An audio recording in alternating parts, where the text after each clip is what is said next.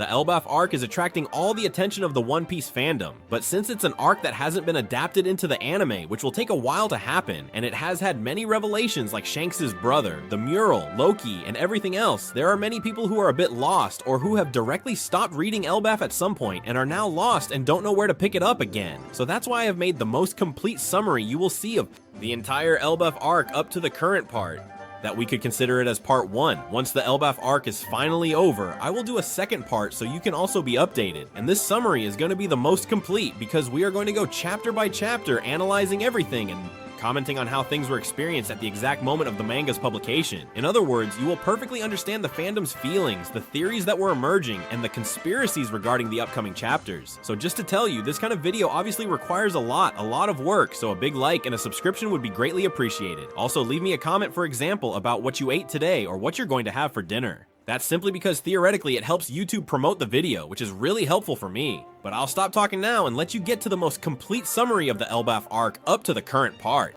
And we start the chapter directly on the giant ship. Let's remember that we are leaving a Ket. We are on the giant ship with the giant pirates. They're drinking calmly, and we see Oimo and Kashi telling us that after they said goodbye in Water 7, they went to Little Garden to see how the Okashira were, obviously referring to Dory and Brogy. Luffy says that obviously it was impossible not to be curious about what happened in 100 years, since, well, they were fighting for 100 years. And we see that they say when they arrived, they found them fighting without any weapons since they broke for some reason. They don't tell you exactly what, but I understand that, well, basically they must have broken them by attacking over and over. Simply that, the pure duel. We see them also say that it was impossible for two beings as powerful as them to have their duel that way, meaning that they could end it that way. And we see how they start laughing and say that only death would determine the winner, and that's why in the end they stop them. And he says that, well, they returned to Elbaf to get more weapons. And we see Nami saying, wait, did you go to Elbaf to get more weapons to continue the duel, or what? And they say, of course. And we see Nami saying, well, that's horrible. Usopp says if he hasn't learned anything from when they were in Little Garden and all that. And I have to say, I loved this. I mean, it's something that amuses me a lot and is cool because we see that directly the end of one of the two, I hope, is dying at the hands of the other. Let's say in that quest sought in Elbaf and in this Viking mythology, which is somehow embedded in One Piece, and that is to die in combat. And what better way than to die in combat with one of their best friends and fight for more than 100 years or the time they have left until one of them falls. I think that can be nice, and I hope that, well, in the final war, neither of them dies, because without a name, it would be something ugly. I think the best thing is that they end up dying in the way they have in mind. Although it's true, I see Oda capable of doing it. Then we see Usopp say, well, that if he hasn't understood anything about being in Little Garden, everyone supports him. Luffy says, very well, Usopp, and so on. And then we see that we switch topics directly, and Sanji says, this sake is quite strong, and we see that there's a giant, and I must say that this giant, just in case I say it now, I find it strange. It's an unusual giant, a giant I find curious because I don't recall having ever seen it. It's a slightly different giant, I think. It doesn't wear any kind of hat, it doesn't wear anything. You can't see its body, you can see like half its face. No, I don't know. I mean, I find it strange. Maybe nothing happens with this giant, but well, I find it strange, and just in case I'll say it, we see how it says it's a Henko, that this drink is known as the Green Fairy, and that it can cause hallucinations, so be very careful. And this, well, we'll see if it becomes important towards the end of the chapter or not, but the topic of hallucinations, be careful. We see everyone starting to celebrate. We see Luffy striking Nika's pose, everyone singing, dancing, having fun, enjoying themselves, and we see Bonnie telling Kuma, we did it, heh heh heh, and we see a Kuma who is smiling, so Kuma seems to be alive. It feels, at least as I say, like he is alive, and there are people complaining that Kuma is alive and such. Listen, people, I think Kuma is someone who deserved to be saved by Nika. Let's see, I already mentioned it a while ago. If there's someone who deserves to be alive in this series, it's Kuma. I can complain about the non-deaths of many characters, but I'm not going to complain about Kuma because I think it's right for him to be saved and he deserves it. I believe he is a person who now, after everything that has happened, deserves to be saved by Nika, and above all, to continue living and happy. In fact, there are people telling me how it could be that he is still alive. I already made a theory on the channel saying that my opinion about the Buccaneer race is that one thing that makes them special is that they have two souls. And this was what allows Kuma to stay alive, since, let's say, in some way they closed, locked, stopped, or turned off, however you want to say it, Kuma's soul, but his other soul remained. This would explain, in my opinion, that Kurohige is from the Buccaneer tribe, and could have 2 Akuma no Mi, or maybe even more, because, well, it seems they say that Kurohige is also from a special lineage, I suppose, from the Buccaneer tribe, and also, well, according to this, it would make sense because the topic of souls could be linked to the Akuma no Mi, and even, as rumored, with a third one. It might be that Teach has a special ability, a special part of the Buccaneer race, or a specific case of the Buccaneer race, in which instead of having 2 souls, he has 3, which would allow him to consume a third one in the future. So I like this theory. We see how to close this part of the giant's ship for the moment. They say, at last we can look at the horizon together, and we see a scene where there's the whole sea, the giant's ship, and tied to it, the Sunny with a rope fastened there, and that's it. We simply see this and go directly to a kind of like a flashback, a jump in time and go back more than a month on the island of Gartel in the New World, and they say an incident occurred, that the pirate Bartolomeo, the cannibal, entered the territory of the Yonko Akagami Shanks and burned the flag of the Akagami pirates that was in the city. In other words, he tarnished the title of emperor. We saw this, remember that we saw this, and at the time, many theories were already made about what might happen, something like what's gonna happen today. Well, not exactly what happens here, but yes, there has been talk of a meeting between these two. And we see Shanks' crew in front of Bartolomeo's entire crew, with Bartolomeo on his knees handcuffed, and we see how Shanks says that if we act as if nothing had happened, the meaning that his flag represents. Not only left it on several islands, but other pirates use it, it would be lost forever, and that in the end would only put all their friends in danger. And they say, well, it makes sense. And this is something that is very logical because we see that Shanks, here he's not getting angry because they burned his flag just because, but because if his own flag doesn't inspire respect, all the people under that flag as a symbol of protection could be in danger, because people would stop respecting Shanks and would stop holding back their attacks on all those people. So it's super important. Then we see how Bartolomeo gets on his knees, very badly injured, beaten. He's directly hitting his head against the ground and says, "I'm sorry, I hadn't thought about that." Bartolomeo goes crazy and says, "Huh?" And they say, when he does, he will suffer intense pain until all the blood in his body is expelled and he dies. The Oyabun has to take responsibility for the mistakes of his subordinates. Oyabun is a Yakuza term for the boss, basically. Then we see how everyone is surprised, and Bartolomeo says, "Impossible. I can't do that to Luffy Senpai and the others." Then he directly takes the poison with his mouth, looks up, and takes all the poison at once, without thinking for a single second. He directly takes all that poison, and people, the Nakamas, tell him to stop, that he's going to die, that he's going to bleed out to death, and he says that it's fine this way. He says, "I never formally received the cup or the flag from Luffy Senpai. I took it without permission." So this has nothing to do with him. He doesn't need to know about it either. Please, don't waste his valuable time on someone like me. This incident is nothing more than the pitiful story of someone who tried to outsmart a Yonku and ended up dead because of it. A panel that I personally loved with an action that I loved, and that is very typical of Bartolomeo. And we see how he also says that the only thing he wanted was to see Luffy Senpai become the Pirate King, and that now he has completely ruined it by being a complete idiot. Damn it. To all my Nakamas, I just beg you to forgive me. Everyone is crying, saying boss, this and that, and they are crying a lot. And Bartolomeo says, "Goodbye, my friend," and suddenly he burps, looks surprised, and we see that he's already on the ship, leaving very quickly, and says, "Hey, they let me go. Let's go. Let's go. We have to get as far away as possible." And they say, "Huh? Wait, if what they gave him wasn't poison, that means they didn't intend to kill Luffy either." And Bartolomeo says, "Ah well, I thought being a Yonku he would be ruthless, but he turned out to be benevolent." And we see how Ben Beckman is talking to Shanks and says to him, "Why are you so smiley, boss?" And we see Shanks say, "It makes me happy to know that Luffy is very loved." And here all the theories that Shanks was evil die. I remember seeing a lot of people, "No, Shanks is evil. Zera, no. I don't know who. I don't know how many." It's just that this is how it is. This is how it is. Shanks is evil, and I, who said this was impossible, even though I would have loved to be wrong, that it would have been an incredible plot twist, I said that those people who thought this hadn't read One Piece, and here all the theories that Shanks was evil die. Come on, deal with it. We then see Yasop, who says, "Boss, please, step aside. It's time to settle the score." and he directly points the rifle at Bartolomeo's ship and blows up the entire vessel, blows up the ship, and they say, near the coast of Cartel Island, the ship belonging to Bartolomeo's pirates was sunk. And this, truly, I love it. Obviously, Bartolomeo's alive. Also, in fact, in the panel below, they just say it's unknown if they survived or not. Obviously, he is alive. But here, I have to say I like this, because Shanks continues to reaffirm his position as a Yonko. He doesn't want to be a Yonko and have many territories just because he feels like it, but rather he does it to protect people, which shows how good he is, and for that reason he has to. Well, it's fine, even though I like Bartolomeo, but since I know he's not gonna die because nobody dies here, well, Bartolomeo is alive.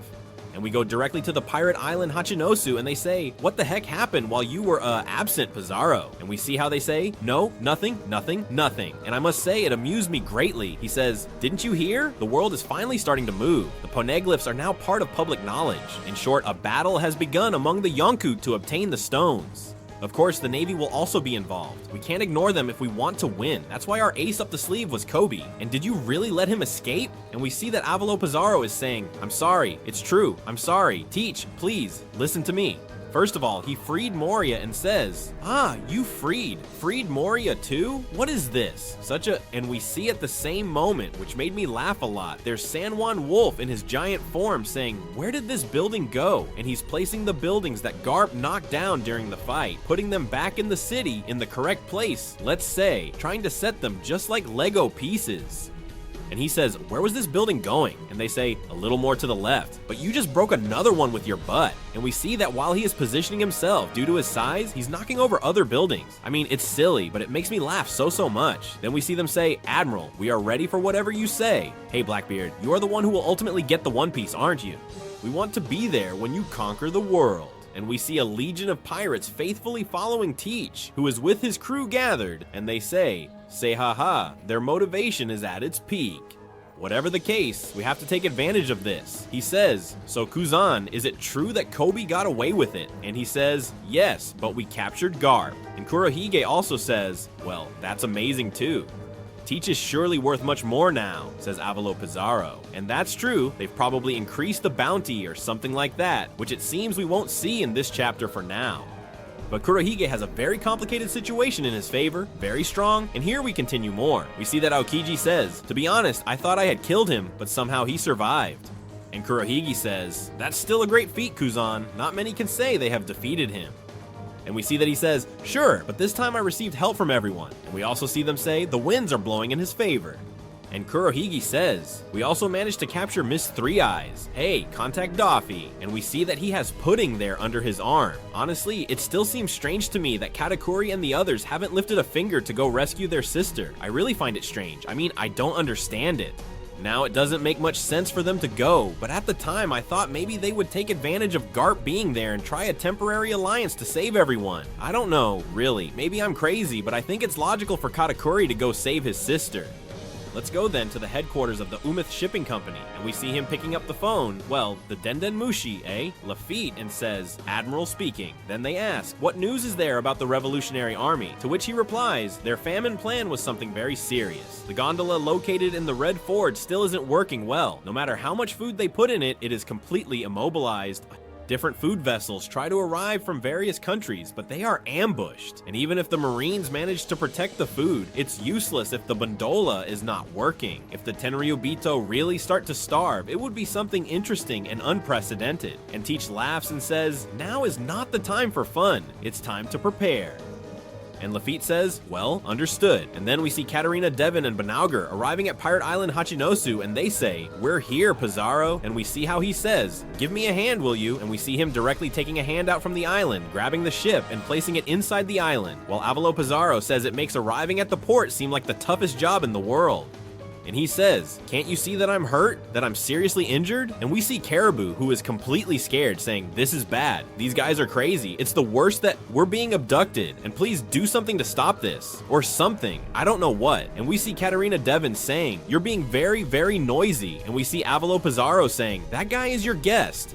So we jump directly from Hachinosu, but I want to make a little parenthesis and say, besides liking and subscribing to the channel, that Kurohige is in a moment where he has a lot of dangerous things. The location of 2 ancient weapons that Caribou is going to give him. Then he's going to have Pudding with the 3 eyes, probably 3 poneglyphs that he might have stolen from Law.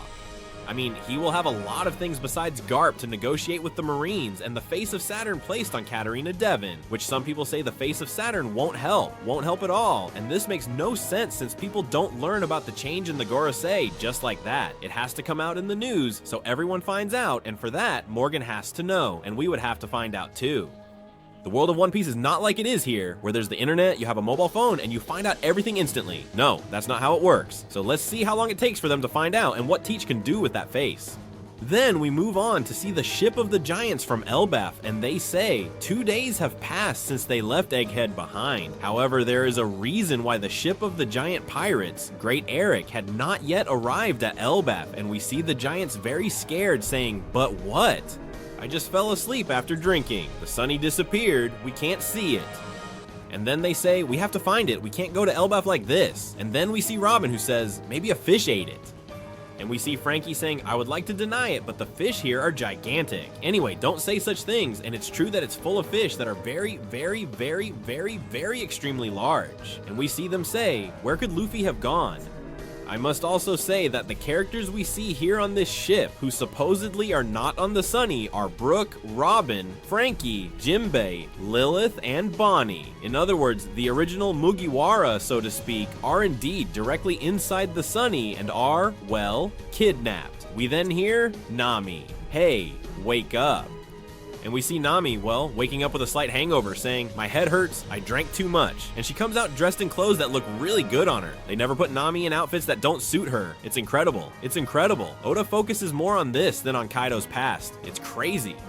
And we see Nami trapped in something like a Lego house or something like that. We see they are in a place that obviously seems to be Elbaf because everyone is dressed in Viking attire or something like that. And it is curious because they are in a neighborhood, so to speak, where everything is made of Lego pieces, just like that castle we saw of Nami. And we hear them saying, "Fire, extinguish the fire with water from the fountain. What is that smell?" All this requires a lot of care because, as we see, they mentioned the tree of Yggdrasil, a tree that, in case someone doesn't know, is very famous in Norse mythology, as it has, well, a lot of things I'm not going to explain here because the lore of that tree is already very extensive, very important, and it has many things. So, well, keep in mind that it is a very, very important tree in Norse mythology, and we will come up with some theory to see what happens. But there are people saying that it is the Adam tree, and people saying that no, that Yggdrasil is another. Look, it is very likely the same. There is a very low probability that they are not the same, but I would love for them to be different trees, since if we have the Adam tree as one thing and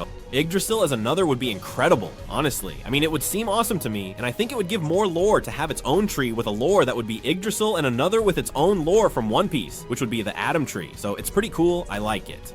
Then we see some bees lying on the ground, beaten, destroyed, and we hear them say, "Something strange is happening, otherwise the Stinkmallen bee soldiers would have fallen from the sky." Then we see them saying that the forest inhabitants have said that the sound from a moment ago was because Mimigami-sama has fallen, who is the ear goddess. And we see them saying he must be joking, since what could have happened to that gigantic rabbit? I mean, we see that they considered it like a goddess or something similar, and suddenly it has been defeated. And this is interesting because let's see if it's supposed in many quotes that this is Elbaf and that these people are giants, which I don't know. We move on. They could be giants, we don't know. We haven't had comparisons with humans. We see that they say it was gigantic, so let's see what happens, because if it's gigantic to them, let's see. We see that castle, which is the Big Stain Castle, where Nami was, and we hear them say, "Wait, she's still alive. What's happening with that giant bee?" And we see that he had hit it with an attack using Zeus, and Zeus says, "Hey, good morning, Nami, where are we?" And Nami says, "I don't know, we were supposed to be on the giant's ship." She starts crying and says, "Please, help me. Luffy, Zoro, Sanji." At this point, I'd even settle for Usopp. A bit dismissive towards our dear Usopp, kind of a jab. I understand that this is already a setup for making Usopp seem insignificant, so that he's important at the end of the arc. Honestly, I think that's the logical thing. We see Nami going crazy and saying, I think I've gone mad. I don't remember changing clothes. Where am I? Is this a dream? And we see her saying, I'm in a castle. And she hears a voice saying, hey, Nami. Huh? It's Usopp's voice. What kind of floor is this? It looks like it's upside down. And we see that directly, well, the Lego floor. I don't quite understand what's happening. A kind of hedgehog comes out from there. Hedgehogs are top animals. Huh? How cool are hedgehogs? And we see Nami stand in front of the hedgehog. She gets scared and says, it's huge. And Oda shows us a rear view of Nami where we see, well, one of Nami's greatest assets, right? We see that the hedgehog gets very angry, starts chasing him and says, I'm sorry. I didn't mean to surprise and frighten you. Usopp, you are there and such. And he starts shouting, and we see Usopp between the jaws of a giant cat with a crown and says, what happened to you? Who is that monster? And says, I'm also in trouble. Why are there so many monsters in this castle? And we see how the hedgehog keeps chasing. Nami brings out Zeus and says, well, he'll take care of it. Says that Nami is going to fall. Zeus launches a lightning bolt and directly electrocutes the hedgehog. Nami falls backward and says, take this thunder. She falls straight down, landing alongside the hedgehog and Usopp, who is below and sees everything from the lower part, from the jaws. We see that as Nami and the hedgehog fall, they hit the cat directly. The cat gets electrocuted. Everyone is scared. And Nami says, I have a bad feeling about this. And Usopp says that he does too. Usopp, whom we see dressed as a Viking as well. The cat stares at them, gets angry, runs towards them, and Nami says, hey, Usopp, do you know how we got here? When I woke up, I was already here. The same happened to you, right? And she says, all I remember is that we were on the giant ship and we got drunk. Then we see them directly above that castle and they say, we have nowhere to go. Wow, we're so high up. And they're like on top of everything. And I mean, the cat directly jumps at them and Nami says that, well, they're hallucinations. And Usopp says, if these are hallucinations, that means that cat is just a vision. And Usopp says, come here, hallucination. And he runs towards it and we see the cat swipe at him and take him down. Look, Usopp, if you were in that cat's mouth a moment ago, then didn't you realize it? And Nami says, Usopp. And they are directly thrown out of the tower along with Nami. And they find themselves in front of a giant lion with another crown. And they say, where did this lion come from? It's our end. Hang in there, Usopp, wake up, we're about to die. And we see that Nami directly uses Usopp as a shield and says, hey, don't use me as a shield. And suddenly we hear Nami-san, and we see Sanji, Luffy, and Zoro appear. We see Sanji say that for making someone dear to him cry, he sentences him to death and uses the. We see Luffy use the Gomu Gomu no elephant gun. We see Zoro also uses a sword technique, and they directly perform a triple attack that, by the way, references something we saw in the East Blue with these three also defeating a monster, which is the same, but now with more power, let's say. And we see how they defeat the lion. Everyone is very surprised. Like, the lion falls, shrinks, by the way, as if it were under a spell. Now, I'll mention a couple of strange things about this scene. I know there's one that's popular, but, well, I'll mention it. And we see that Zoro is directly looking at the cat, or directly at Luffy, I think. And we see he says, huh? What did it turn into? It has turned into a cat. And he says, I wonder if this one will taste good, too.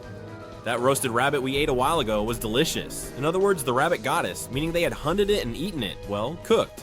Sanji gets happy. He says, Nami-san, you had me worried. And Nami says, Sanji, I was very scared. Even Usopp has died. No, I'm not dead. I'm alive. And says, I hate you. You use me as a shield. I will never forget that. This, I repeat, this I think is to make Usopp feel more important towards the end of the arc. We see Luffy directly, who is dressed in his Viking outfit, which has curious features, and he says, there are many more monsters there. If they look appetizing, I will not hesitate to finish them. And Zoro says, first of all, we have to find the sea and our ship. We don't know if our Nakama are safe. And Sanji says that if we talk about food, the bees from that hive they attacked are very good and have high nutritional value. The bees we already saw, well, that were lying there. And we see Nami surprised, saying, why are they talking as if they have lived here all their lives? Where the heck are we? And this is the end of the chapter, but I say truly that this has many curious things. First of all, we need to analyze that they are in a place that is very likely Elbaf. It certainly looks like it, but it might be a different part of Elbaf. Without delving too much into what Yggdrasil is, which I mentioned before, it is a tree that within itself conceals certain realms. Inside the tree, there are different realms, and it could be that Oda wanted to make a reference with the tree of Yggdrasil and has directly introduced this toy kingdom to us. There is a possibility, which is quite high, that he has already done this. So this would be the entire kingdom, and it would be a part of the Yggdrasil tree, which would be a part of the Elbaf kingdom. So we will see how it goes, but here we have to mention a couple of things, and there are a couple of strange errors in the chapter. And I've been looking, and there are curious things. I mean, we see that there are curious things because when Luffy attacks the cat, we see that suddenly he's not wearing his straw hat. His straw hat disappears from the drawing scene. Then Luffy, when he uses the third gear, calls it gear 4th, when we see that gear 4th is different. And you might think that these are two strange errors, but well, they could be. But then we see that Luffy, when he attacks and doesn't have the hat, he doesn't have anything on his back either. Then in one position he has a sword, and then in another position he has an axe. That is to say, in 3 consecutive panels, Luffy goes from having nothing to having a sword and then an axe. And then we don't have an answer to the voice that was calling Nami in the previous chapter. We see that they were calling Nami, and well, we might suppose it's Usopp, right? But how did he know it was Nami if Usopp was below and Nami was above? There was no way to confirm it was her. Maybe because of Haki, could be, but this is not confirmed at the moment. So this is obviously something strange in One Piece, obviously something strange, and many things fail here. What? Well, I don't know. I'm already assuming things, and I think there's something weird. We could already think that this is a hallucination of Nami, that there are different things, and I would go for the idea that maybe Luffy is not Luffy. I would really like for it to be this way, that it was not simply an error by Oda, and I would like for us to believe that this character is Luffy, and that it is not Luffy, that it is Loki. Loki, in case you don't know, is, let's say, the god of lies, the god of deception, or something like that. And then I think it would be great if he had impersonated our captain. We see Sanji saying, if this is a dream, there's no way anything better could exist for a man. And we see Nami, who is hugged up with him and carrying him a bit in her arms, saying, hey, what do you usually dream about?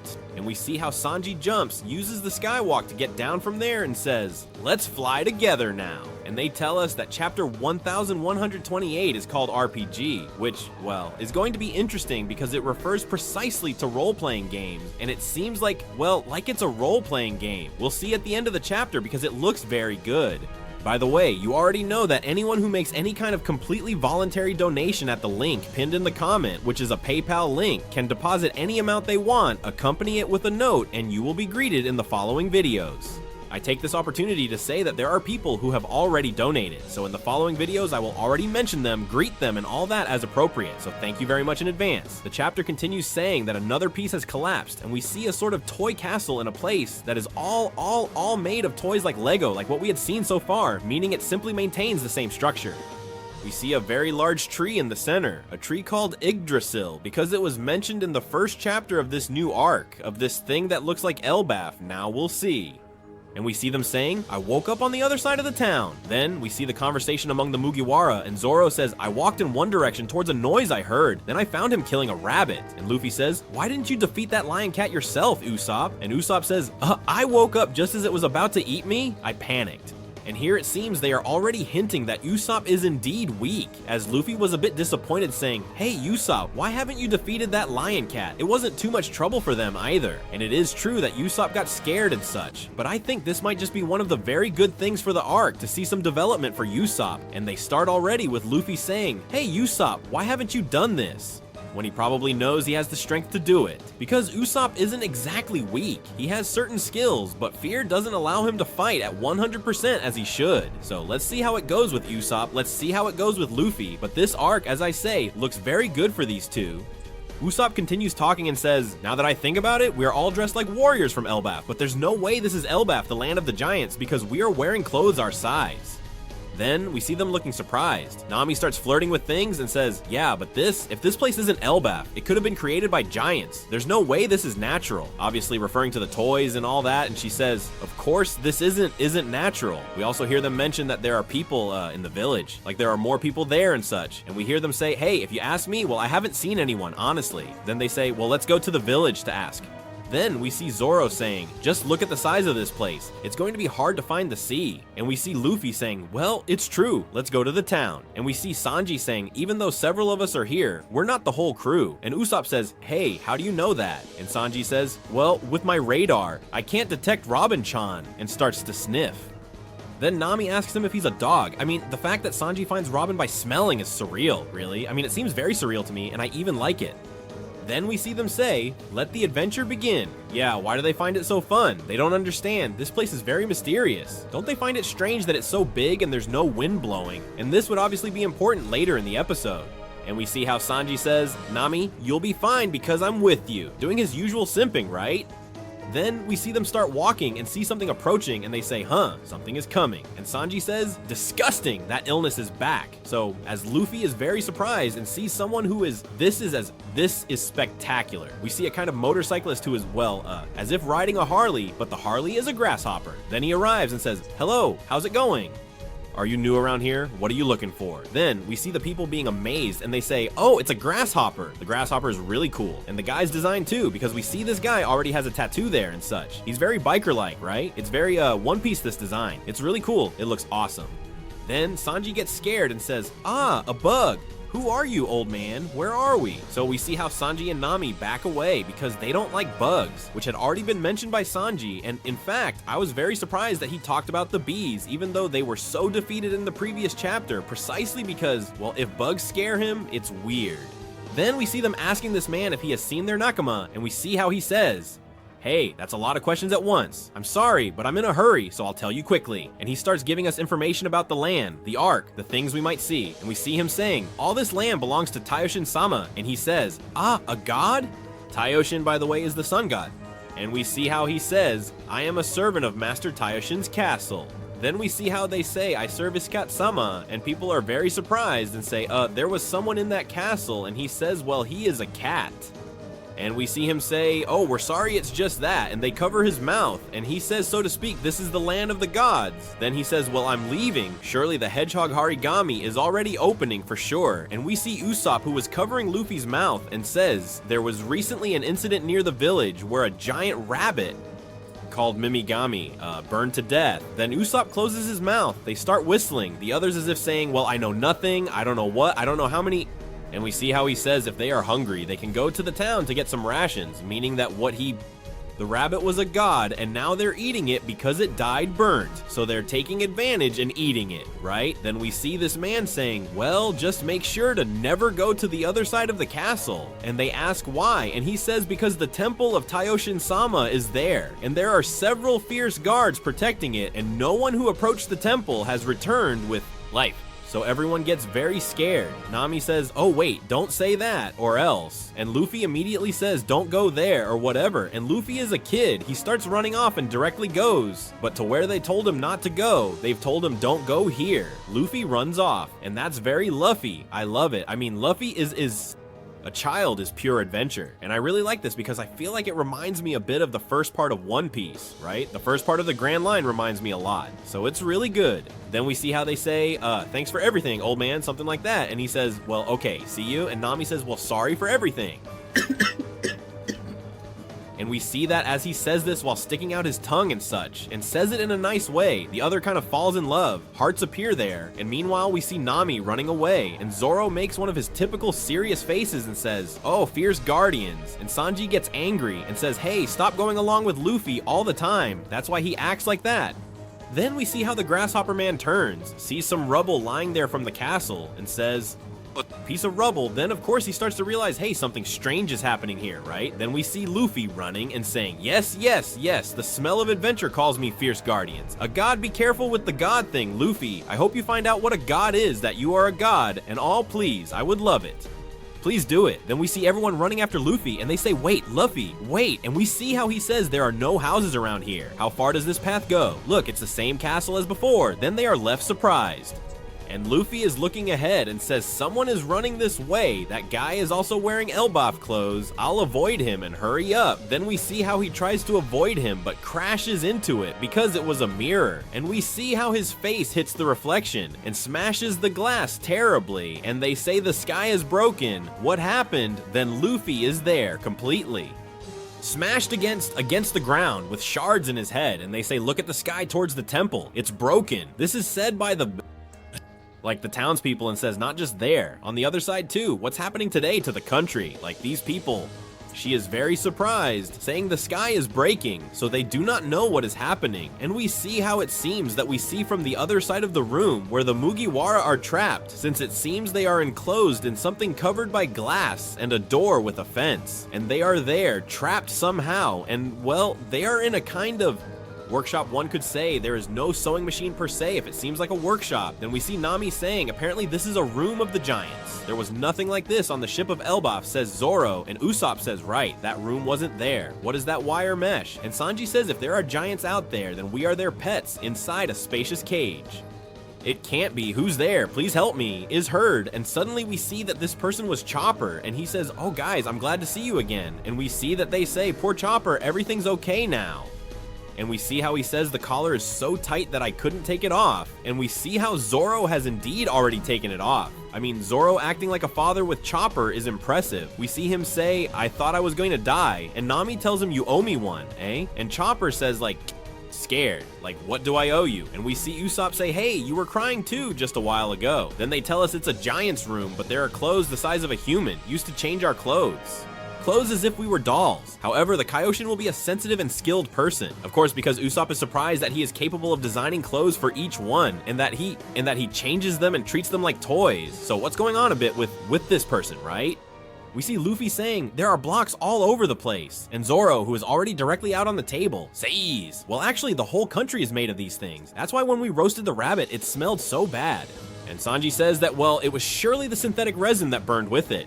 And says that, look, you can see through the mirror that reflected the scenery infinitely, meaning, like, you can see through it. I mean, let me explain. From inside the room looking out, you couldn't see because it was like a mirror, but from outside looking in, you can see. That is to say, it's a glass that only has a way of seeing oneself. Let's say, like, when you have watched some interrogation on television. Well, basically, the interrogations that are done, there is a room where you can see from the outside in, but not from the inside out. Well, it's basically the same thing. We see how they say that by looking closely, it's just a piece of glass, but it contains a magic mirror. We see how Sanji says, Nami-san, next time it's my turn to clean the girl's room, implying that he was going to put that there. And Nami says, well, don't you dare do it. And she gave him a kick in the head. Really funny, amusing and all. Although, well, Sanji's perverted thing. I don't know if the joke is getting a bit old. 1,000 episodes already with the same thing. I don't know, huh? But anyway, we see Zoro saying, that a giant pervert has already done it. And we see him say, otherwise, who would make a country out of blocks and put animals and humans in it to observe them? And we see how Usopp says that place is scary, but is that Elbaf? Is that house in the land of giants? And we see Luffy say, oh, it would be great if it were true, right? Hooray, like he doesn't care. He's all happy, all cheerful. And we see Nami saying, but this is not the case, right? The only sure thing is that it's a giant. And Chopper says, let's go out. Where are the others? Let's escape before he comes back. And Usopp says, all we have to do is return to the village and gather information. That way, it doesn't matter who that weirdo is. We'll avoid unnecessary conflicts. Please, Luffy, don't do anything. And immediately a snake comes out from there and Luffy says, I can send it flying far away. Everyone gets scared and Usopp says, go, do it. Then we see there are also rats. They find 2 rats below. There's a crow above, and they say those are the fierce guardians. But they don't see the temple anywhere and say, if we've already eaten the rabbit, this will be enough to convince them. This is curious because, as I said, in the mega theory, I already mentioned the topic of there being a crow. I think we discussed instead of a crow, an eagle, and instead of a snake like this one, we mentioned it was a slightly larger snake than this one here. But yes, we talked about the snake, and instead of some rats, we mentioned a squirrel.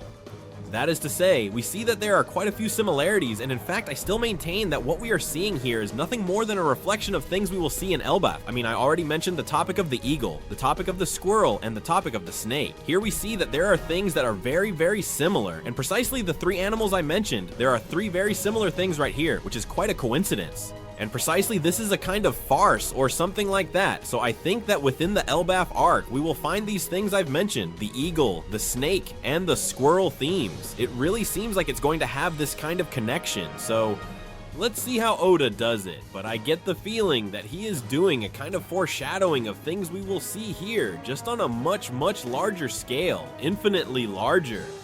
Then we see someone arriving at the room in a rather normal place. It looks somewhat old, made of wood and stuff. Someone in high heels is walking. The high heels might indicate that it's a woman. I don't know. It could indicate it, huh? I think the fact that they're wearing heels might suggest it's a woman. And we see that someone is arriving who has a sort of deer skull, it seems. I would like to know why you go around your house with a deer skull, right? It must be very comfortable to see. But anyway, we hear, stop playing around with it. Knock it out in one blow before the Kaioshin returns. And we see how he's startled, opens the door, and we hear, Luffy, it's too much, it wasn't my fault, the fireplace fire spread. And we see him enter and say, huh? What have they done to my temple? And everything is in flames, Luffy fighting with someone, transformed in 5th gear, I don't know what. And Zoro is walking towards the Kaioshin, Zoro doesn't care, and is walking towards him.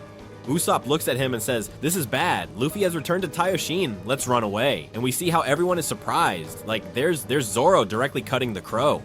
Luffy uses the Gomu Gomu no Dawn pistol to bust the snake and, well, ends up all charred, and so on. We see them saying, Hillmonger, hurry up, Luffy, that giant is huge. I must say it's true, this giant seems very exaggerated. I mean, the other giants were already very big, but this one seems excessively large. And he says it looks very suspicious, and Zoro has a very serious look directly ahead. And this, well, about Zoro, I've already seen a couple of strange panels, so I don't know what to think anymore. But anyway, we see that they directly see the cat meows at them, and Chopper translates, saying that it told them, I won't forget this. And then they get on top of it and say, take a look at this. He pulls out a paper and says, there is nothing more valuable than... And they realize that it's a diagram of the block country, basically a map. Then Zoro says, here it comes. So now they have a map of the block country, and then we see how the Taioshin directly enters the world and says, how dare they do this to my country?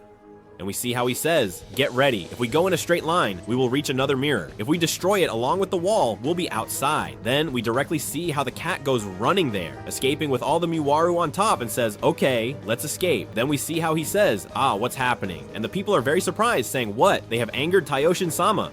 And we see him say, you won't escape. An adventure that accelerates more and more. This is very cool. It's very cool. I mean, this chapter looks great. It looks very interesting. It looks very fun. It looks very One Piece. It looks very playful. It looks like a good time, right? I mean, it looks like a fun arc, and above all, an interesting arc with many mysteries. I think it's going to be interesting because we're also going to see what things this character has. Because of course, this man is pretending to be the sun god, creating his own world where he is the god. We see that it even has a shield that looks like it represents a god or something. I mean, the sun, god of the sun, because it has the symbol of the sun. All that seems to indicate that it's him. We don't see the face. I think it could be a woman because they're wearing heels. Normally, characters in One Piece don't usually wear heels if they're men. There are some examples, I know there can be some examples, but I think that usually if they put heels on, it's because it's a woman. So it could be that typical silly foreshadowing that Oda sneaks in. Although I don't really care if it's a man or a woman because we still aren't sure. The Moogies managed to get out of that blocky country, realizing it was a giant's room and it was a bit like The Truman Show. If you haven't seen that movie, watch it because it's an amazing film. The fewer spoilers you have, the better. And so we go directly, we start, and we see that the inhabitants are saying, Taiyo Ocean-sama, please calm down. Look, there is fire in the cracks of the sky. And we see the narrator saying that chaos is filling the world. The citizens there continue speaking and say that this country will be destroyed, that it is the end of the world. But Taiyo Ocean continues speaking and says, attention, I will not forgive you for this, living dolls. What have you done to my courted temple? We see that he already seems to be completely delirious, and it's his room, but he believes it's a temple. This chapter is strange in certain things. And we see that he says, my pets, my servants, meaning he dissociates a little between reality and the fantasy he has created. We see the Mugies look back while fleeing from him and say, that guy is very terrifying. And they say, a god, more like a demon. And Usopp says, there's the city, we'll be fine with all those waves. And Luffy says, huh? Everything is made with blocks. And we see how they continue on top of the cat, jumping over everything. The citizens are surprised and say, oh, it's Iskatsama, etc. Luffy says that if he went to the trouble of doing all that, they will try to escape without destroying everything. But obviously they pay no attention. The cat starts breaking everything and complains. They say, hey cat, something like that. And we see that he's still running away, but continues walking directly to the sun god position and says, wait, Iskard, why are you helping them? And we see Usopp saying, just by riding the cat quickly, we're reaching the other side of this world. And Luffy says, huh? There's still more. And we see how it says, like I was saying, Luffy, the maps of this country. And we see how directly, like Nami throws it, the map, and says, well, that's it. I've memorized it already. And he says, look, Luffy, the mirror over there is reflecting the door from before. And they say, oh, it's true. If you look closely, you'll see that the clouds are just hanging cottons. I like this. I hope in the anime, when they adapt it from the start, you can see that everything is fake and you can see the clouds hanging and all that. I'd really like that, but for it to be a very subtle detail. We see how Zoro keeps saying that, even though it's apparently huge, it's just a giant's room and everyone agrees it's true. And Sanji says there are mirrors everywhere and the landscape reflects infinitely. Then Nami says that's why they can quickly get out of there because they just need to keep going straight. And they show us some kind of map where directly, well, we see the room, they are running, and they say, of course, that right behind the tree there is a mirror. So, well, simply by breaking it, it would be done. Then we see how the sun god keeps running after them and says, I understand that you believe that just by following those plans, you are looking through this world, Degozaru. However, this place is originally a detention center for giants. I mean, it's like a prison for giants. Curious, and I quite like that. Although I am not very sure this could be a good detention center. It would be more like, well, a small outpost, right? Something small, although outside there were no bars and there was a net. But well, I understand that will be changed. We see how he pulls out a kind of net with spikes and they say, huh? A net? Wait, he is using the language of the samurais. And remember that the ability said Degozaru, so having said this, Sanji is surprised and says, why is he using the language of the samurais? It doesn't make much sense. We see how the sun god says, this facility was designed so that no giant can escape, even if they manage to reach the end of that wall. And we see him say, do you think you can break it? It's just a dead end, Degozaru, and directly traps them with the net and puts them underneath. Then they say, hey, dodge it, cat. Why is Iskert-sama here? Who are those on top of him? And Zoro and Sanji directly say, stop with the nets. They land a punch, and a kick. Break the net. The cat keeps running, escapes, and says, a metal thread. But it doesn't matter. Up ahead is the fierce Mimigami. And we see how all the citizens call him Taiyo Ocean-sama. In fact, Mimigami-sama.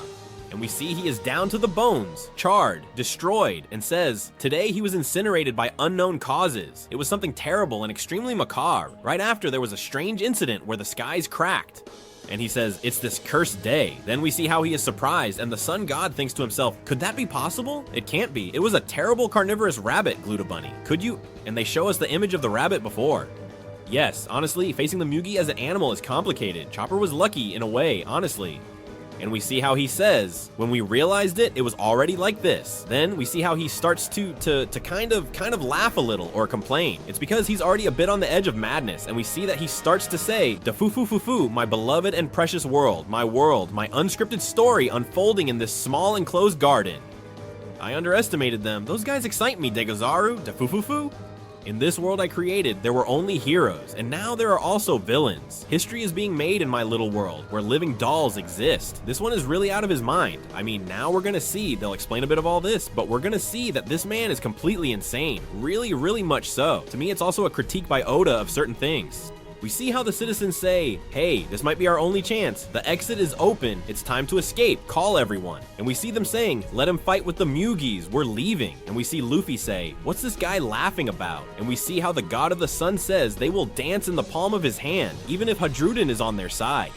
I'm not. What do you plan to do? Usopp directly uses the Hisatsu Midori Boshi against the wall, unleashing one of his explosions, the deadly green star, a brutal explosion that even forms a skull in the smoke. A very good attack by Usopp, but the wall, well, it seems it hasn't completely broken, the glass shattered, but not the whole thing. And he says, it didn't work, the mirror broke, but that wall is very tough. And Luffy says, it's okay. He says, pathetic yet brave at the same time. I'm gonna cry from the emotion. I'm glad to have them. Luffy Tasso, Zoro Tasso, Nami Tasso, Usopp Tasso. The use of dash Tasso is a suffix used to express affection for an anime or manga character. Be careful with this. Many of you might laugh and think this can't be important. Maybe it isn't, but well, I would keep it in case it's important in the future.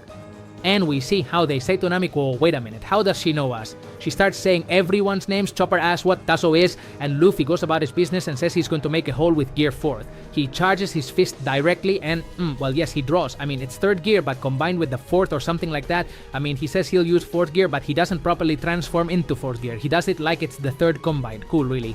If he's going to do it like this, it's fine.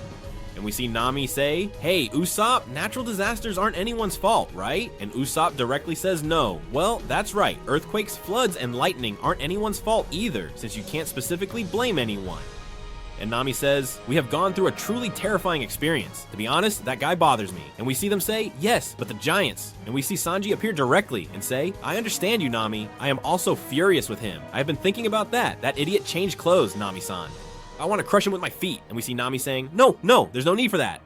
But, in fact, divine justice will undoubtedly come. And we see how they show us a bit of this gentleman's flashback explaining to us a little bit of the entire story of everything that happened with him. And we see that the bird was carrying the Sani in its claws. And they say, have you brought something for me from Uzuru again? And we see someone saying, hey, you're washing the Mugiwaras. Supposedly, the Kyukei Kaizokuda knew it and was going to look, meaning that the giant pirates knew and were going to look. So of course they see it brings all the Mugi with the Sani and says, didn't you realize?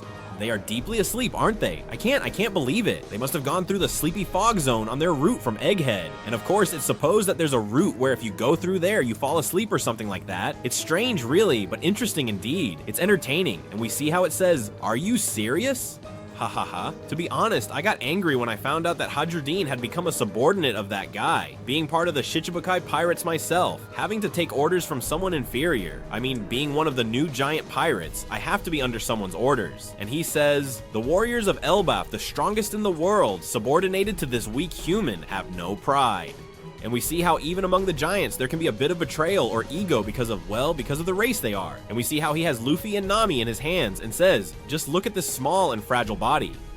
And this could be my favorite, Nami Tasso. And he starts, getting a bit, mischievous, right? And he releases like a kind of gas, which is a sleep-inducing gas, and says, I will make them sleep a little longer when they wake up, da fufu. And we see how, we return to the present and he is laughing and says, it's best for them to continue missing, in quotes, this way. We will live together here forever. I will not submit to anyone like you, but you will to me.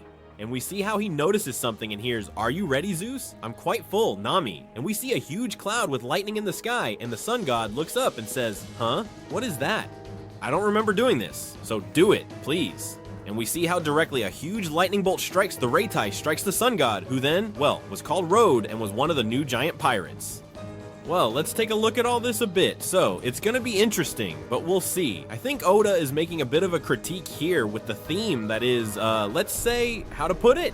It's the strong and brute stereotype of the typical person who likes manga and is very messed up in the head, right? That has like 1,000 figures and believes they are real and sees them as if he were inside the manga, right? I mean, it's like making a bit of a critique of those types of people. Honestly, I find it curious and entertaining. The disgusting thing is that the title is the Prince of Curses, and we see that it will have quite an importance in what will be the end of the chapter and all that. Let's go directly with the mini story. We have the journey through the temples of the Oni girl, Yamato, and we see Yamato asleep, Tama asleep, everyone asleep, and someone steals the sword. Following this mini story where things are happening, people have disappeared, strange things are disappearing.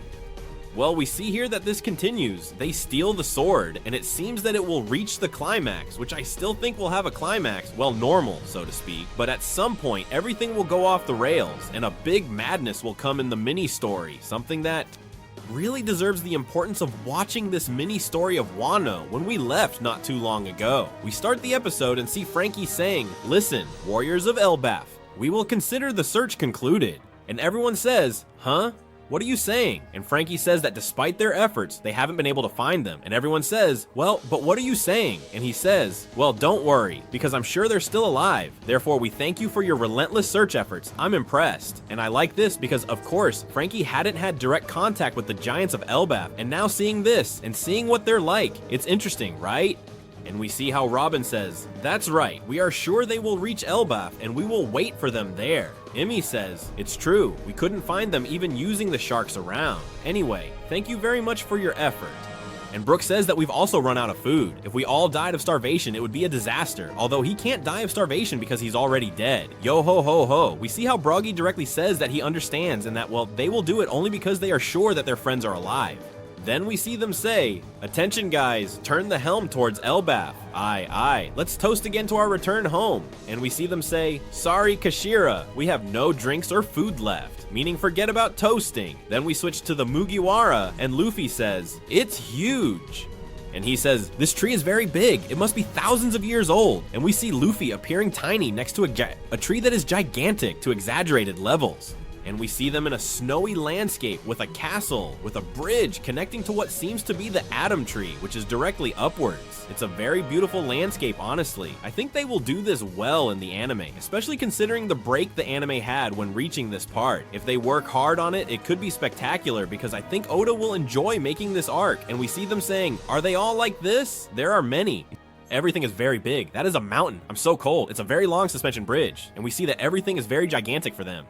And we see that Nami says, it's so intense that I feel dizzy. Then everyone goes crazy. They start to look toward the bridge and say, let's hide. Giants are coming across the bridge. And we see two giants who are certainly important because they are from the new giant pirates and are talking among themselves saying, I wonder why Hadruddin has this weird guy in the crew. And he says, that's because he is a very good navigator like me. And he says, I don't like him. He is a disgrace to Elbaf even more than Loki. And we see him say, if Road hears you say that, he will be very happy. So, well, this is curious, isn't it? It is. It seems interesting to me how we see the conversation between these two, and we see a girl who we had already seen belongs to the new giant pirates. We see that it says Dr. Gerd.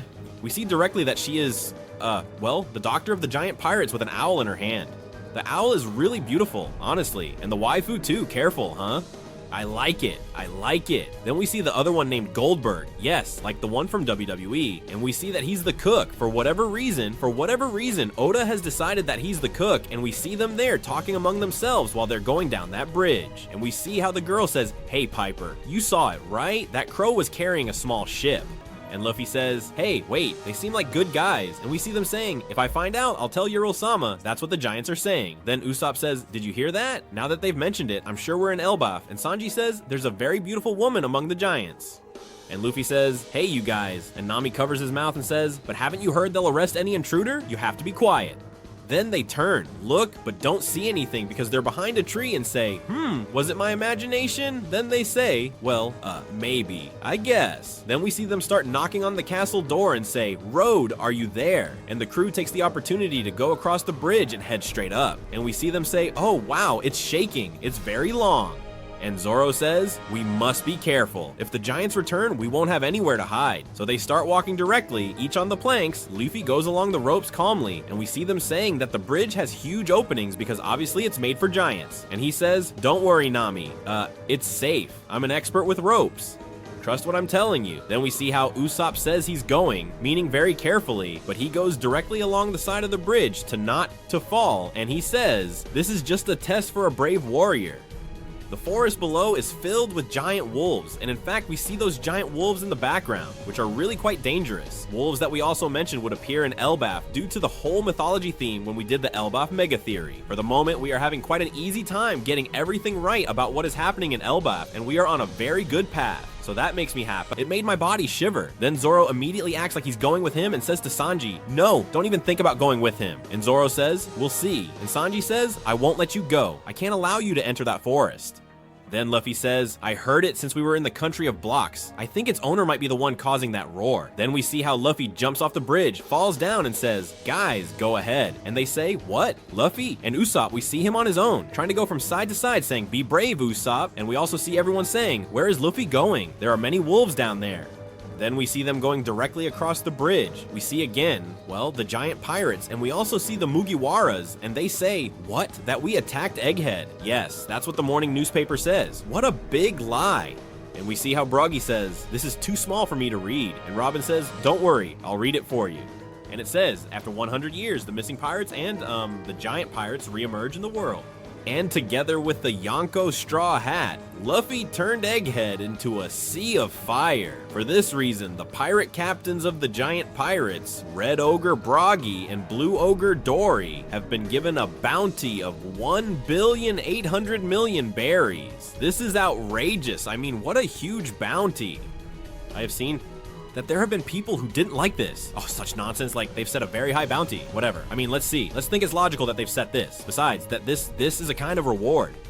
Combined, so to speak. In fact, if we remember, when we were presented with their bounty, I think it was Little Garden, we see that they have a combined bounty, let's say. So, well, each one is 900, but of course we are talking about the leaders of the giant pirates who have caused all that commotion there, who are like a legend, and that they are the leaders of Elbaf. I mean, it's normal for them to have such a big bounty. I don't think it's bad, really. What seems wrong to me is the nerf they got in Little Garden, where they couldn't defend themselves against the Baroque Works people, who weren't very, very strong, right? Honestly, that's a bit weird. But, well, I think this is fair for them. I mean, if they want to introduce Elbaf and the Giants to us, this bounty is fine. So they say, their bounty has been increased. And they say 1,800,000,000, but we have no intention of being pirates again. Then the other pirates say, in the past, the Okashita had a bounty of 100,000,000, right? And we see Robin say, well, I'm very sorry, but the prices have changed compared to today. But well, it's very fitting for the leaders of the warriors of Elbaf. Then we see how Oda has already put this dialogue to try to say, people, don't be alarmed that they have this bounty because it's logical they have it. What isn't normal is that they only had 100,000,000, which I understand due to the script in the sense that when we were there, they had to have that bounty. They didn't have to have more in the sense basically that maybe it would have been too crazy to reveal those bounties, or perhaps Oda didn't even think it could reach to such exaggerated numbers from the beginning, since he himself has said that he has extended the work several times. Then we see a photo from the newspaper directly, and we see that they say, our captain has been blamed for Vegapunk's death. Then they say, they've made it up as always. And we see directly Vegapunk, Lilith, who says, well, haha, how did I kill myself? Then Frankie says, quiet, we protected you. Then we see they just stare and say, when did they take this photo? In Egghead, the minions of the World Economic are everywhere. No matter who takes the photo, it will end up being sold at a high price. Then Robin says, hey, when Luffy becomes the most free, that mark always appears on his arm, and we see it has an X that obviously everyone knows where the X comes from. And honestly, this seems to me one of Oda's greatest strokes of genius, because if we think about it a little, logic tells us that this is a message from Vivi to the Straw Hats, not only telling them she's alive, but also telling them that obviously she is with Morgans, as he is the person in charge of printing the bounties, hinting that there might be a future where they meet, or at least that they already have direct contact or can look to get in touch through the revolutionaries or something. We see them say that although his arm is moving, the mark doesn't change, and we see them say, you notice very strange things, and Robin says it seems familiar to her, but this is curious because notice that, of course, Luffy has the X. Everyone notices now from the newspaper, but notice that the Straw Hats are here, those who weren't in Alabasta. All those who were in Alabasta are directly with Luffy and Elbaf, so they haven't noticed the X yet. They haven't noticed this, and probably won't until, well, I don't know if by the end of the arc or later, but Oda made this division on purpose. In fact, back when the Straw Hats split up, I said it was strange that they had divided the original Straw Hats, in many quotes, directly to one side and these to another. So, well, now we can interpret why. They also say that, however, Mugiwara is now on par with someone like Akagami, of course, placing him at a Yonkou level. Then they say, well, we have a promising young man, Hajrudin, who seems to have become his follower. And they say, that boy is very tough, he's another son of the king. Then we see how they say, he did it. And they say, they wanted to come for you, but well, it's better we did it. Then they say, it happens that a small problem occurred in Elbaf. And they say, a problem? Then he says, that happened while you were away. In Elbaf, the legitimate son of the king was born, and he was called the Prince of the Curse. That person has been under eye penalty for several years until he was sentenced. But he almost escaped, and all the warriors had to intervene to restrain him. And it says, all the warriors of Elbaf, that is implying that he is someone very, very powerful. And they say, what is his name? Then we see how they say, they lost a screw. He sought to obtain the legendary Akuma no Mi that has been passed down in the royal family of Elbaf, so he was able to kill his father Harold and ate it. This, about the fruit, was already a separate theory, because I think it will be quite easy to find out what fruit it is. Really, I think it will be very easy if we start looking a bit at the mega theory I made about mythology, see what animals appear, what animals don't, and things. And I think if we can look at it a little carefully, we can see maybe which animals are missing, and that it might be theirs. That directly refers to something different, but I think it will be easy in the sense that Oda will be very inspired by mythology. So, well, stay tuned to the channel's theories next week, because I think it's going to be interesting. They also say that he is the shame of Elbaf, and that if Prince Loki, the Prince of the Curse, were to be released, he would destroy the world. They're putting him at a level very beastly. They're putting it at an exaggeratedly strong level.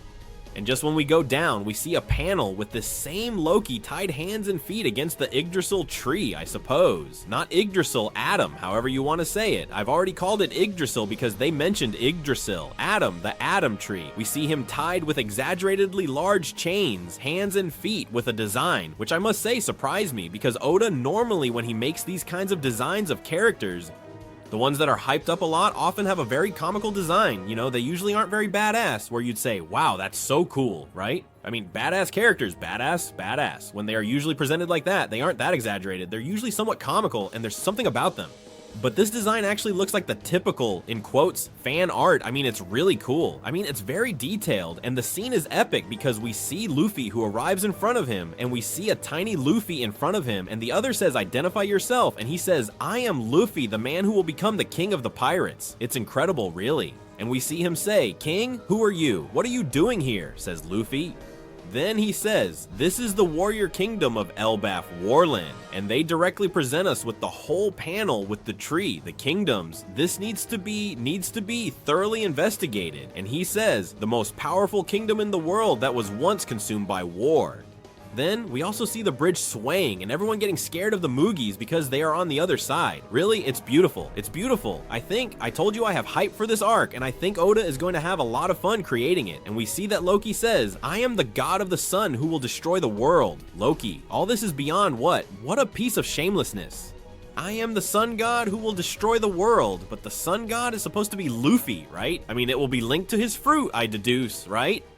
I understand that it will go there. It's gonna be interesting, man. It's gonna be interesting. And wow, I've already seen people talking about who is gonna defeat this one, whether Luffy, Zoro, or Usopp will defeat them. I still maintain that Usopp has to have a very important role. The fact that perhaps the fear being generated with Loki, if Usopp ultimately defeats him, would even be interesting, but well, we have to see how to do it, so it doesn't feel forced, so it makes sense and everything. I mean, we have to look at it very carefully. You have to look at it very, very carefully. But hey, an amazing chapter. This Loki is generating hype for me, and it's curious because something has been mentioned about having eye sorrow, and we see that they come out with blindfolded eyes. I mean, you can't see them. Imagine that maybe they have gouged out his eyes. I mean, it would be interesting, or that they've done something to him so he can't see. I think it would be interesting, and a plus, really, I think it would be interesting. So, well, I'm just mentioning it in case all this happens, but anyway, there are 2 weeks to make theories, and it's going to be amazing. Let's continue with the chapter, and we move on to the title called Loki of the Underworld, and we also continue Yamato's mini-story. That we see is quite interesting, since after the last event where the sword was stolen, we see how it continues, and the cover says, the journey through the temples of the Oni girl Yamato after the sword thief. And we see how Tama, Speed, and Yamato are directly there, and everyone is directly going after the sword thief. And this mini story, truly pay attention to it, because I am very, very, very, very convinced that in the future it will be super important. Be careful. By the way, you already know you can like, subscribe to the channel, and tell me what you thought of the episode. Do it right now. We start and see Luffy celebrating, saying, hooray, very happy, and saying that they are indeed in Elbaph, the place everyone had wanted to come to for a long time. Everything is huge, and we see how Loki says to him, hey, I see, I'm glad for you. Luffy keeps talking all excited and says, I wonder if Usopp has noticed too, and we see how Loki says, uh-oh. Then we see Luffy continue speaking, and he says, a country that is always at war, the strongest in the world, that's right. When I was on the ship with the old Dory and Broggy, it was the first time I saw so many giants together. It was incredible, super excited, speaking non-stop, and we see Loki say, hey. And we see Luffy continue talking, and he says, it's better than I expected, yeah. And Loki goes crazy and says, hey, I'm really talking to you. This moment can be really good in the anime. I mean, I found it really funny, and we see that he screams so much, releasing something like, I don't know if it's haki, presence, I don't know what to call it, but anyway, from the scream itself, we see that all the beasts are alerted. They look over there, growl, they keep looking, and we see Loki saying, I am the god of the sun of this country. You can't open your mouth without my permission, human. Now tell me, what do you think of my situation? Be careful with this, because it says God of the Sun in quotes, meaning it feels like the God of the Sun is more of a title than anything else, not the fact that he considers himself a god or anything like that, but rather it's a title just like Road had one too. We will have to keep an eye on this, and I think it's going to be interesting, but what is interesting is that Loki's reward is shown to us. And we see Prince of the Curse of Elbaph, Loki, special bounty from the world government, 2,600,000,000 berries. It's crazy, an insane bounty for a character with a special bounty from the world government. It's absurd, really. I think it's crazy, and it seems like a huge bounty, considering we're talking about a character who has been chained up here for a long time, which we'll see now, but this bounty is truly, it's powerful to say the least. So Loki says, what do I think? Well, that you got arrested, and Loki says, wow, how clever, but no one likes being arrested, right? I'm no exception, and I hope to be freed. You know, I have been here for 6 years now, meaning that this man has had a bounty frozen for 6 years because he hasn't done anything, and having this bounty 6 years ago was already outrageous. We see that right now in the latest chapter. It has already been shown that the bounty prices have increased because everything is more dangerous and everyone is worth more, but being worth this price 6 years ago was already outrageous. I mean, think about it. Luffy hadn't set out to sea, and this guy had already been chained here for 4 years. It's outrageous. Then we see Luffy saying 6 years, and Loki says, I am proud of the strength of Elbaf. After all, the treasure tree of Adam is the same one from which the kingdom of Worldland comes. So this is super important because we already see that they referred to it not as the Adam tree, but the treasure tree of Adam. Let's see how this works, but the tree, really, we need to pay attention to because, as I said, it's going to be very important. We see that it says the chain holding him is made of kairoseki. That's why he can't escape. This, in truth, was commented on a lot, that it was going to be a kairoseki chain, stuff like that. I would have liked it to be a wooden chain from the Adam tree to show us a bit of the tree's resistance. Really, it would have seemed interesting to me that it was a bit surprising. But well, Oda went for the predictable. He went for the kairoseki, the logical choice, and I think it's fine. Then we see how Loki says, "That's why I want to propose something to you, Robbie." And Luffy says, "It's Luffy, not Robbie." Then he says, "Well, let's make a deal, Luffy. You're a pirate, right? If you free me from these chains, I will destroy the pirate crew you choose. I'll crush them for you. What do you think? The key is somewhere in the village." This is truly something to consider. This is truly something to consider.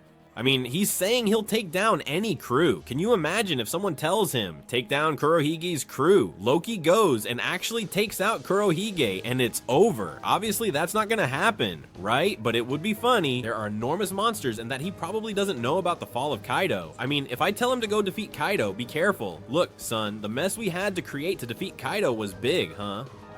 And luckily, Kaido was moving the island and we needed everyone's help and Joy Boy appeared. Because if not, I don't know if you could handle it alone, buddy. Then we see that Loki says he believes he's capable of doing it, and Luffy just looks on, staring into the forest, and Loki says, "I forgot to mention something. That is the lower layer of Elbaf, we call it. Underworld. It is a place where no one approaches. All the criminals are thrown here. This land, in addition to being a prison, is a place of executions." And we see Luffy looking very seriously at the background. We see how a hand directly emerges from a kind of giant from the ground, uproots a tree, grabs a tree and blows it up. And we see it say, "If you move the snow around here, you're sure to find bones of giants and humans. That mountain has existed for thousands of years. It's part of our mythology. It is the first world that existed." Be careful with this about the first world because it's also going to be curious for the lore of Elbaf. And we see how a bunch of beasts appear in the background. A gorilla, a polar bear, a giant wolf that's half fire or something like that. Looks like a snake, a mammoth.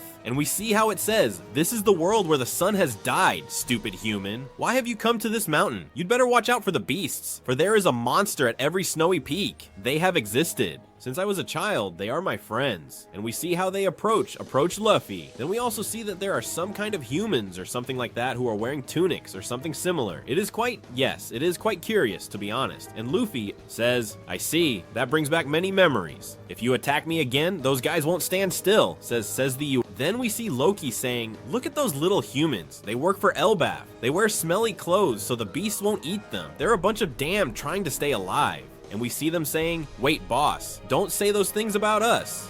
What's this guy doing here? It's fine to leave it. Do you think he'll knock us out like he did the other day?" I imagine he means knocked out with Haki, and we see him say, "We apologize. We never expected to find the Emperor Mirror Shanks."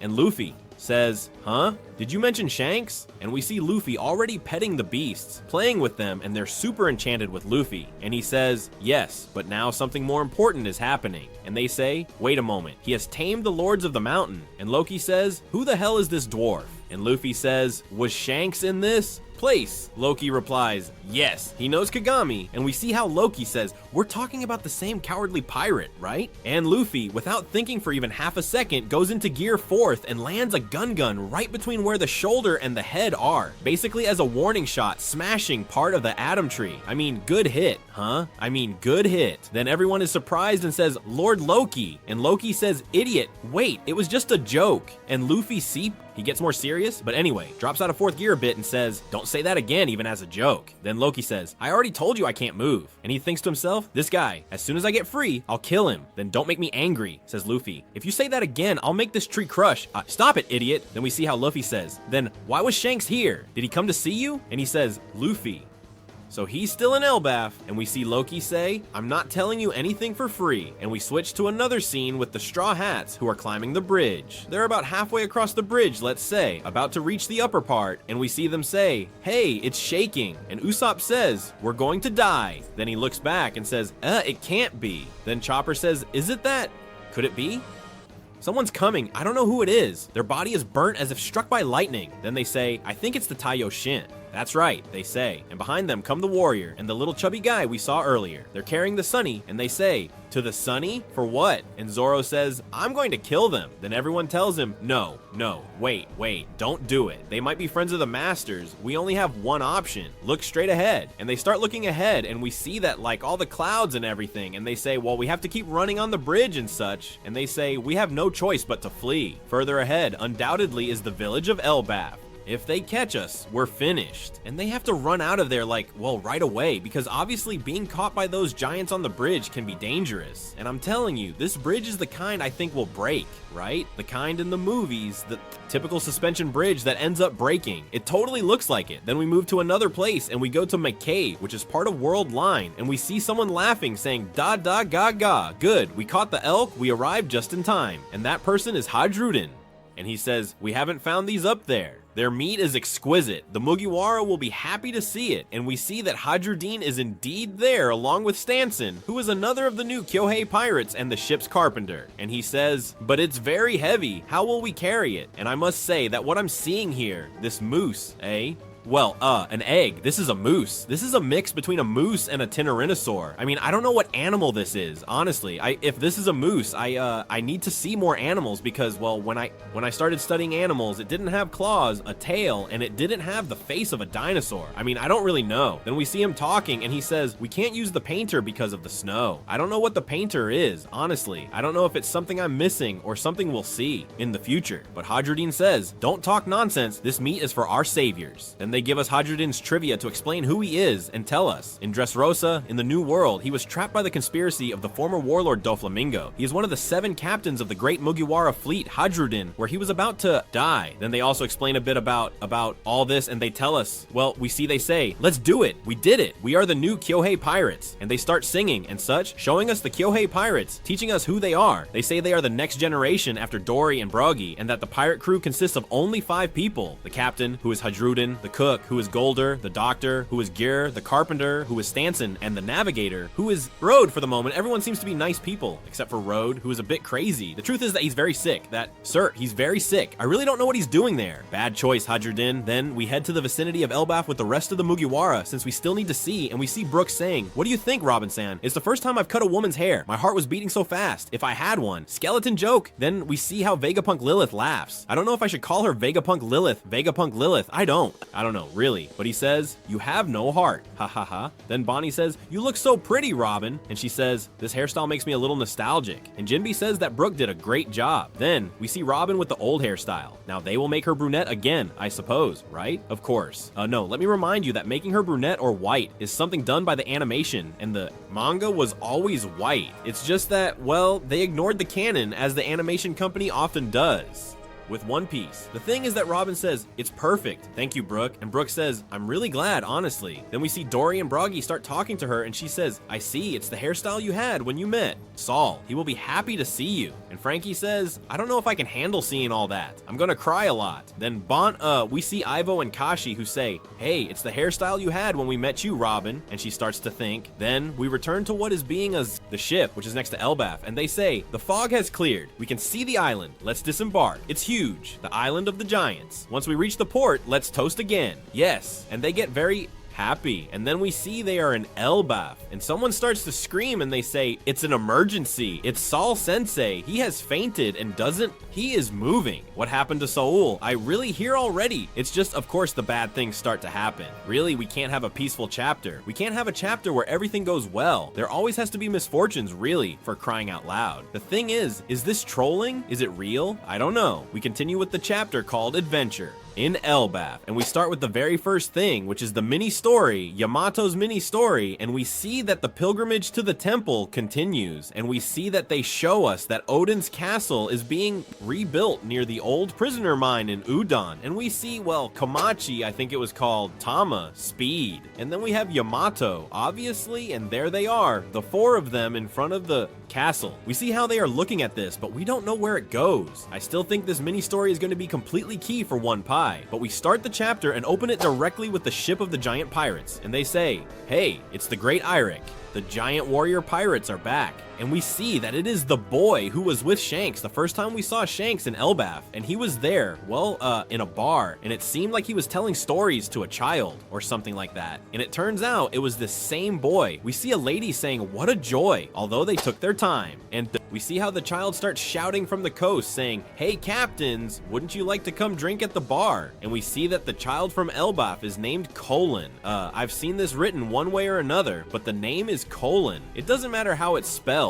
Right now, the important thing is knowing the name. And we see how Dory starts gesturing and they say, "Hey, this is bad." They're gonna go straight to the level superior. "I don't see the problem," says the barmaid. "On the contrary, it's a wise decision, considering that when those guys, they start drinking, they don't stop until after 3 days." This is actually quite funny. We see the tavern, which, as I said, really reminds me, well, obviously of Luffy and Shanks in their first meeting.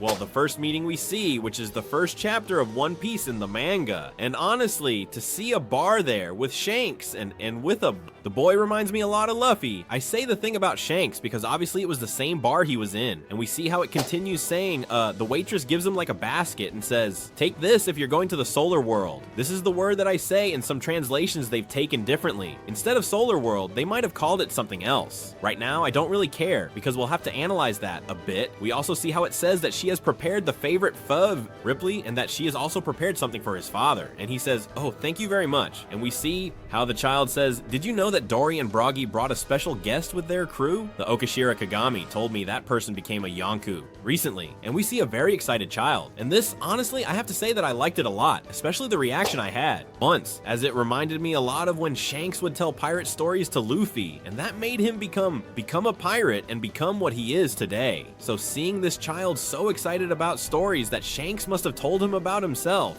Luffy, and to tell him that he is an incredible person, like passing on this legacy of telling it to a child, so they become someone amazing, and telling another child that the other has become incredible seems wonderful to me. And then we see a panel where Shanks says, "Don't forget his name, alright? He's called Straw Hat Luffy." And it's incredible, man. It's incredible. I mean, I really like that he mentioned Straw Hat because, as you know, the hat was Shanks. In fact, he gave it to Luffy, right? So the fact that he says he's called Mugiwara Luffy because of the hat, I really like that, you know? It's like a detail, like seeing that the hat, it's Luffy's now, you know? Like even if he has to return it or not, he's already Mugiwara Luffy. I like it. The truth. We see how Colin starts running directly and says, "Okay, I'm leaving now." The waitress tells him to tell the leaders that she prepared the side dish. Beautiful. I wonder if it's raining on the other side.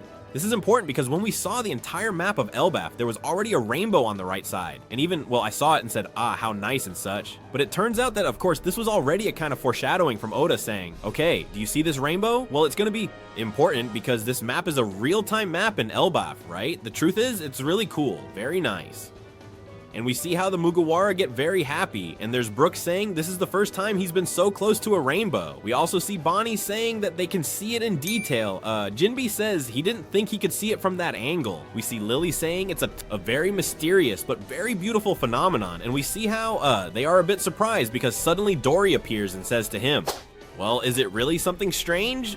We drew it with the Solar Stone painter. I mean, they drew a rainbow with the stone. This, for me, I'm serious. For me, this is gonna be very important about the stone. Maybe I'm, coming up with a crazy theory here, right? But I suppose in the coming days, I'll develop this theory better, but I already have the idea in my head from something Akainu said, which then became very viral. And, well, I mentioned that Luffy's Gear 5, was white, because that's how it appears in the manga, meaning it was white and exactly as we saw it in the manga. And this was because, let's say that you can see how Luffy is going to interact with the manga itself to edit it in this. And it's because we already saw that Luffy is capable of distorting reality, which is nothing more than distorting the manga. So seeing something that is a stone and is capable of drawing tangible things like a rainbow, which shouldn't be tangible, gives me the feeling that yes, the world of One Piece is just that. It's a manga, right? It's a story. So all that, the truth is that I like it quite a bit. And well, I made this theory, I made it, we published it on the channel, and 2 or 3 days later, the English community published it on a very big channel, and from there, many people started talking about it. I start to connect the dots, and this can go one way or another, but I like it. Continuing with this, we see how Jinbe says, "Do they draw it? Wait, are they saying that you have created this rainbow?" And they say, "Exactly." And we see how even the giant pirates themselves become very happy and say, "We are already close to the rainbow. Okashira, could you tell them to get ready before going up?"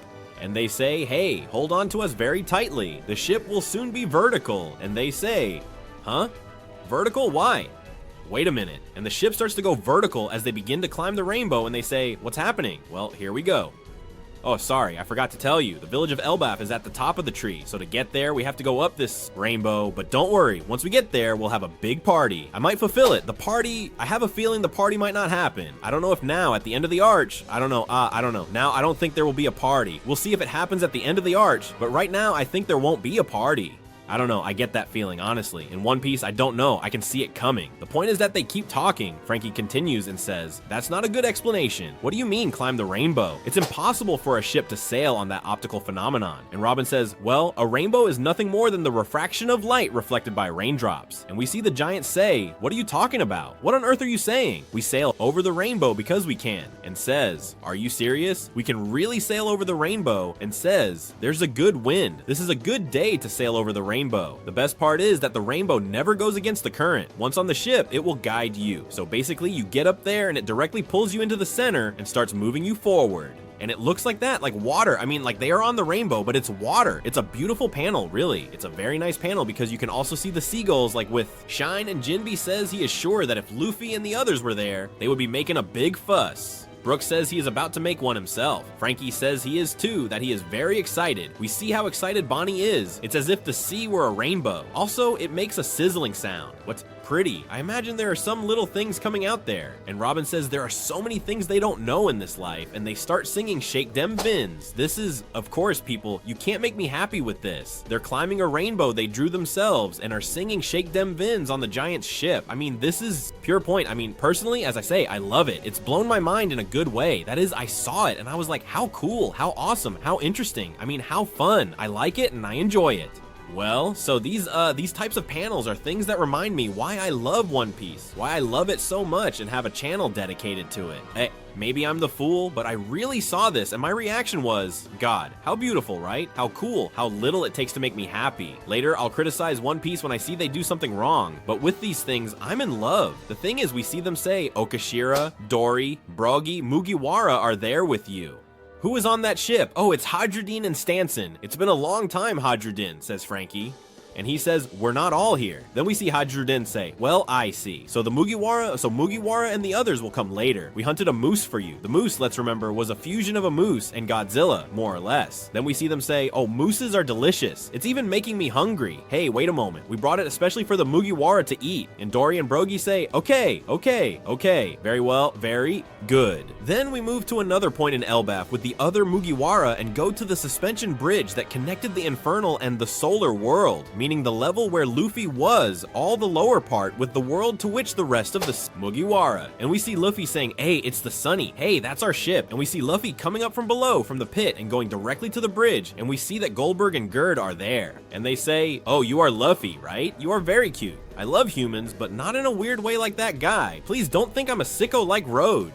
I'm not planning to lock you up. On the contrary, I'd like us to be friends. I'm gonna tell you that, Gerd, hey, if you lock me up, Gerd, I won't care. I mean, if you lock me up and treat me like Road, I wouldn't care at all, Gerd. Then we see Goldberg saying, hey, Gerd, it's not the time to say those things. And Gerd says, well, that they know everything about them, that if they've been brought by force, that after all, the one who did that is an acquaintance of ours. I love that they say acquaintance. I mean, he's a member of their crew, but they're so repulsed that they say acquaintance. It's incredible. And it says, we regret what happened. Then Luffy says, huh? Are you talking about the guy with the bone face?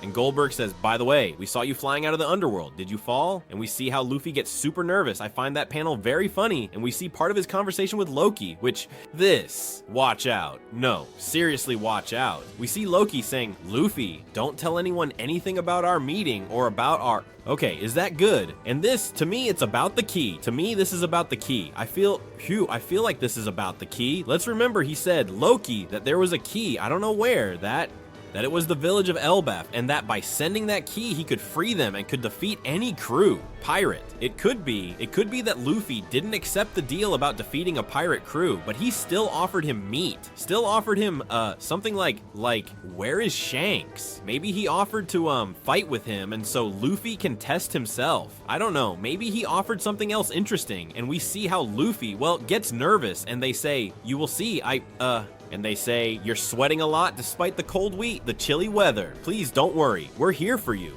We are very happy that you are well. And they leave the subject a bit. Luffy became very nervous. He didn't know what to say. And it seems that he is not going to tell anyone anything about this, which, well, I don't know. At first, it seems like Luffy is going to free Loki, and it will cause chaos in Elbaf, and that will be bad for Luffy, because of course he is someone everyone trusts, and he would be committing a huge mistake.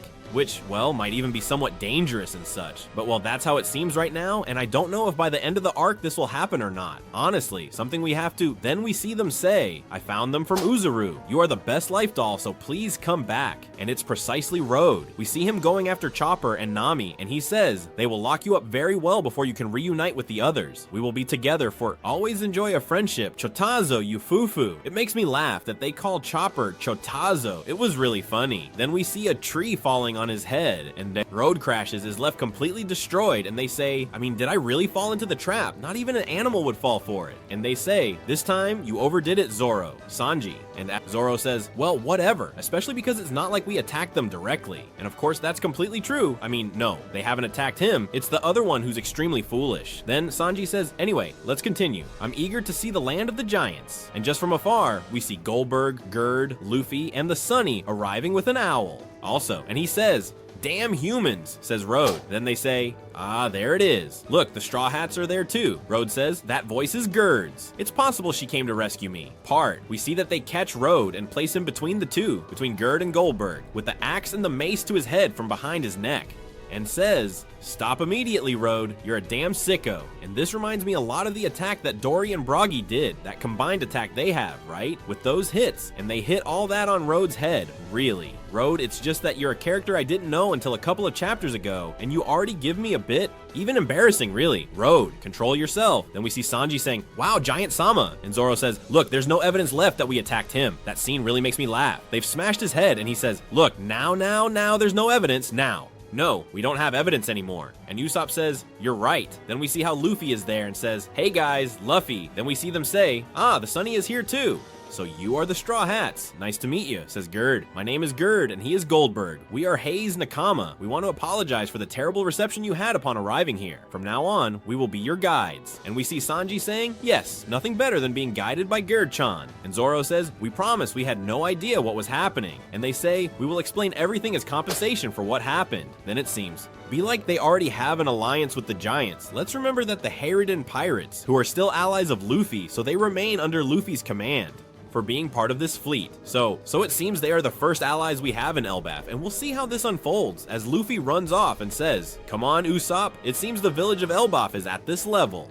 Yeah, let's go investigate, says Usopp and Chopper. Then we see them say, if you go through the forest, then you will encounter some clouds. When you go up them, you will be able to see the village. Then we see how they say, let's go as well. And they say, wow, they're cloud islands. What would you have done if you went through them? And they say, he said we should go up them. They're islands formed by clouds, just like. For me, I mean it. I think that at this point, reaching the end of the arc, I think we're gonna reach the sky islands, and we're gonna be there. I really believe it, huh? Maybe it's just me being crazy, but I really think we're gonna reach the Sky Islands. I believe it. I think that at the end of the arc, we will be able to go up there to the sky or something along the style. And this is still a reference, but, well, we'll talk about it more. We'll see how they show us the giant warrior pirates, that is, the crew of Dory and Broggy, and they say, we will arrive after passing through those clouds, although from here they can see everything and are climbing the whole rainbow. Then they tell us that the island of Elbaf has, with 3 levels known as the Celestial World, which is the highest, the Solar World, which is the intermediate, and we see how they also say that they live in the peaceful and warm world called Solar World, where there are many villages. Welcome there. And they show us a huge panel, very beautiful. I think it deserved a double page. I believe it deserved a double page. But well, it hasn't been like that, really. It hasn't been like that, and it's somewhat overshadowed by certain Usopp frames, which we'll talk about now. They are beautiful, but I would have liked to see Elbaf directly as a very beautiful double page and all, and despite the fact that the panel is really cool, I feel like I'm missing that a bit, but it's still beautiful. It's very well drawn.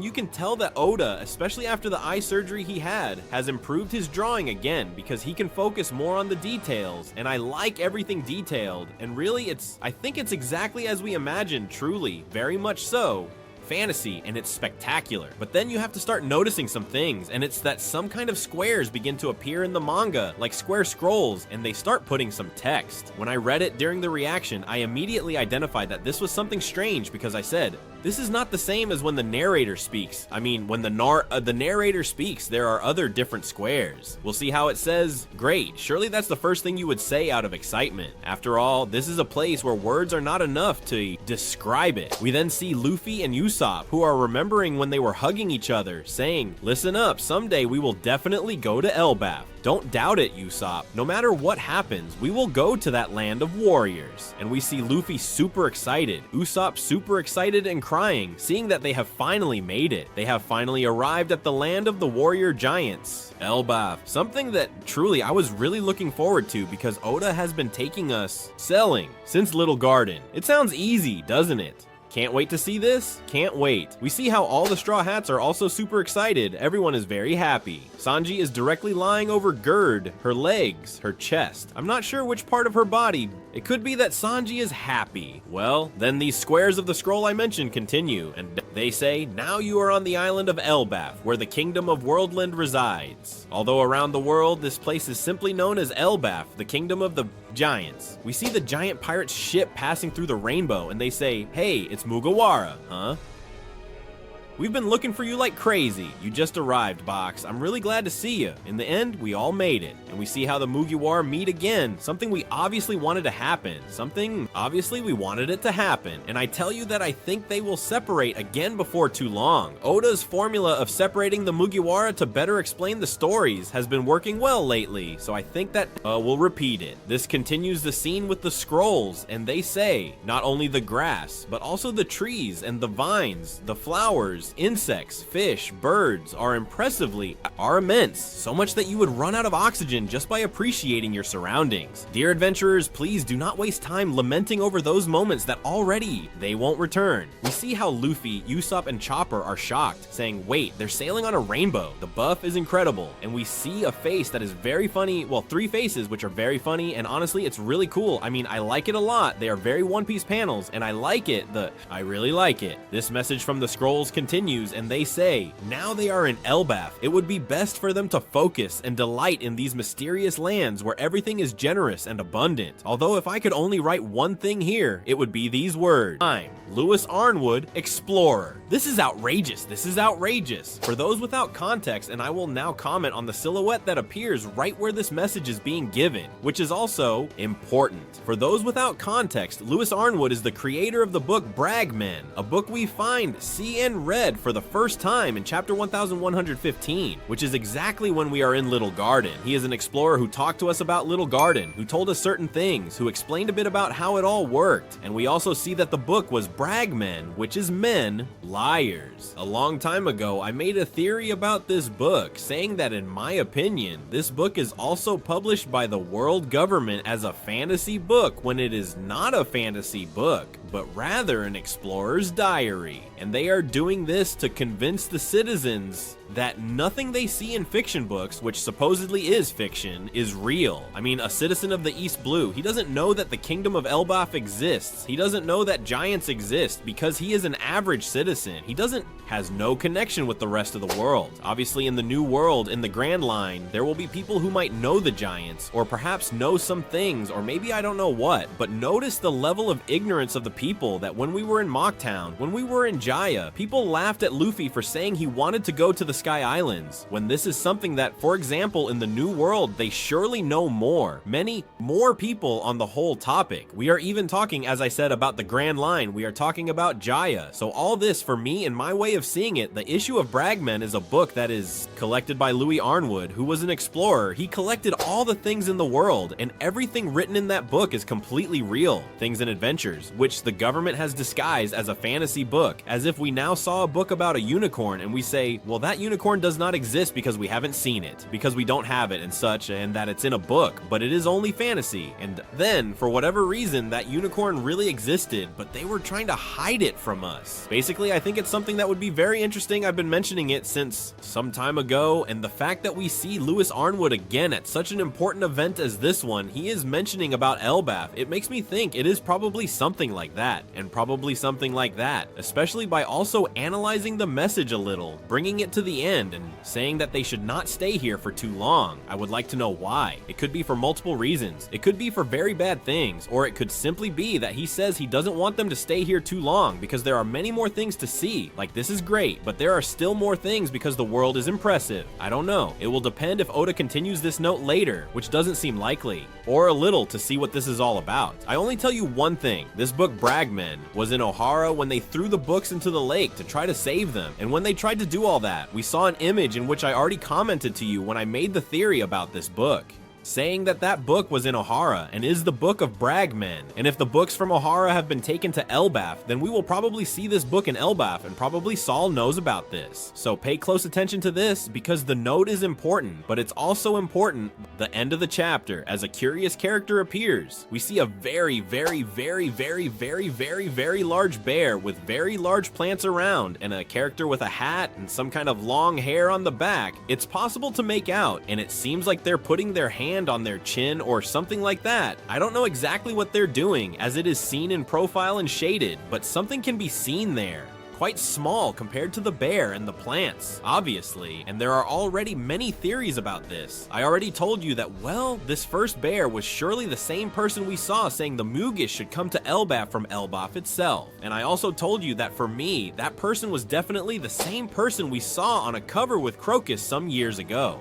300 or 400 or 500 chapters ago, when he was on a cover, drinking sake with Crocus and was with Laboon and everything. I told you that for me, that person was Shiki. I told you that for me, I was convinced that person was Shiki. In fact, what also excited me about this chapter is that I started the channel saying that in Wano, the character Shiki was going to appear, as it made a lot of sense due to certain things I noticed. The fact that there were very large animals, since Shiki, the Strong World movie, is not canon, but what is canon is chapter 0, which ends saying that he will forge a 20-year plan in a place with very large plants and very large animals, and I thought that place was Wano, since we had seen very large plants, we had seen very large animals, we had seen things a bit altered and such, and especially there was the issue of the 20 years, meaning it fit well with the plan, the time that had passed, and especially everything that had happened in Wano, since we even recall there was a lady, the old woman who was with Kaido, who when she changed faces using the main ability, which was Bon Clay's fruit, we see she takes on Shiki's face. So I thought that Shiki character was going to appear there, and I told you, Oda is going to introduce it again in the work. That 20-year plan is not going to stay for a movie, it's going to be important for the work, and it will appear in Wano. So well, it did not appear in Wano. It might be that he appears in Elbaf. I would be really happy, to be honest, about properly closing a cycle with the idea that yes, okay, I wasn't crazy, Shiki did have the possibility to appear, and it made perfect sense. It's just that the plan is going to be in Elbaf too, it seems, with the giant animals and plants and all that. Though also, as I say, this is not confirmed that it's Shiki. I mean, it really looks like it's gonna be Shiki. I think so. Yes, but obviously it could be Scapper Gaban, or it could even be Yorkie, who is one of the characters I also considered as a second option. Very far-fetched, and that it would be the character of Yorkie, the character who is with Crocus, and someone will say, well, who is Yorkie Feyre? Well, for those who don't know, Yorkie was Brook's captain. Let's remember that this character was bad, was sick and such, and suddenly left the crew to go look for a cure or something like that. And finally, of course, as the crew, Brook's crew died. Well, that's unknown. It's true that Brook's crew died a long time ago, but we don't know how long this character could live, what might have happened to him, or any of this. So it may be that this character is alive, and I think that the character Yorkie will appear again at some point. I do believe it firmly, and I think it would be quite interesting if it were him. I don't know what exactly he could contribute to the plot, that's the truth, and it seems to me that the logic for the work right now is Scapper Gaban or Shiki. I prefer that. Shiki, honestly. But obviously this is something that is super important, and above all, I know that you will have many theories about this character, so I want you to leave them all in the comments, because I am obviously going to start researching this character, about the note from Lewis Arnwood, and I will also bring you several theories to the channel as always. always. And if there is any interesting theory from the English community or any other community and such, I will bring it to you so that you also know, since you know that it is a bit like the usual tone of the channel, searching for the best theories, even if they are not mine, and bringing theories that are very good and theories that are very crazy ideas like mine. Of course, if I started the channel saying that Shiki was going to appear in Wano, well, what do you expect from this channel, right? And the chapter started directly with the title of Congratulate Me Please. Continuing with Yamato's mini story, continuing with that cover that week after week, tells us a story that we don't really know where it's going, even though I have my theories. And we see young Oni Yamato and her pilgrimage to the temple, volume 20. Hold'em appears and takes as a hostage. Speed is defeated on the ground and Yamato is in shock. We see Hold'em reappear and the beast pirates reappear. I don't know if this is gonna lead to more beast pirates. If this is going to go one way or another, I still think that this Yamato subplot is just a hint of something that they are going to tell us will happen in the background. Something like what happened with Okiji kidnapping Pudding. That initially seemed like it was going to be about Caesar, the Germa, and all that, but in the end it went in a completely different direction. I get the feeling that they're going to play with this, so we'll see how it goes, but I still say we need to keep an eye on this mini story, which no one is paying attention to, by the way. Now, let's get straight to the chapter and go back 20 years. We start with a flashback and we see Ohara, it gives me goosebumps. It's a tragic accident. The evacuation ship for innocent civilians suddenly exploded and was engulfed in flames. The screams of suffering I heard in that fire will never stop echoing. Sounds in my head. Nico Robin did that too. She even sank warships. She's a demon disguised as an 8-year-old girl, and we see here how, indeed, this I believe was the father of Spandau was already telling lies about Robin, blaming her, saying she was the demon and so on, simply because she had escaped from them, when we know this happened because of Akainu. In fact, there's something I like in the chapter, because we see that in a corner there is a distorted story, which I think is the best way to explain everything that has been told in Ohara in a manner to the world, globally, and what we have seen as reality. And we see that this conversation continues, where he is telling this to the journalists to then put all the information about Robin in the media, and we see, as they say, do not make the details public. The incident is so shocking that children may be traumatized if they find out. If you see her, do not approach. Inform immediately. How? The demon child is on this island. We see how this continues, and we see an elderly lady who says, I found her. She has the eyes of a demon. Murderer. She has the mind of a researcher, not a shred of humanity. So this is basically what has been drilled into their heads. And we see that Robin is then trying to survive as best she can, obviously being a little girl, but all this is, as I say, history manipulated by them, since we are actually seeing that Robin is gathering, let's say, whatever she can from the street, food or whatever, and giving it to a poor stray dog to eat, preferring that the dog eats rather than eating herself. Her, seeing how she's also crying and having a very hard time. Then we see how they say, look at the reward she has, get ready and finish her. And we see the first reward they set for her of 79 millions. We see the pirates going directly after her and saying, don't be fooled by her appearance as a child. She is very dangerous. Attack without any mercy. I mean, what surprises me is that Robin has survived for so many years. And we see them saying, she is a user of strange abilities. Capture her quickly. And we see citizens saying, we can't. Living with a demon nearby. I hope she dies already. Soldiers, finish this immediately. She is a world enemy. I mean, I don't know how Robin has survived so much. Time. I mean, logic tells you it doesn't make sense that she survived, but well, we know how manga and these things work, that in the end, you say, well, she has to survive. You have to survive, Robin, and we see how she remembers this, how she is in a flashback, how she is crying, how the flashback continues, and we see Saul, who in what seemed to be his last words, says, listen well, Robin, even though you are alone now, someday you will surely meet some nakamas who will love and protect you. And we see how she responded, but Saul, I'm scared. Everyone is afraid.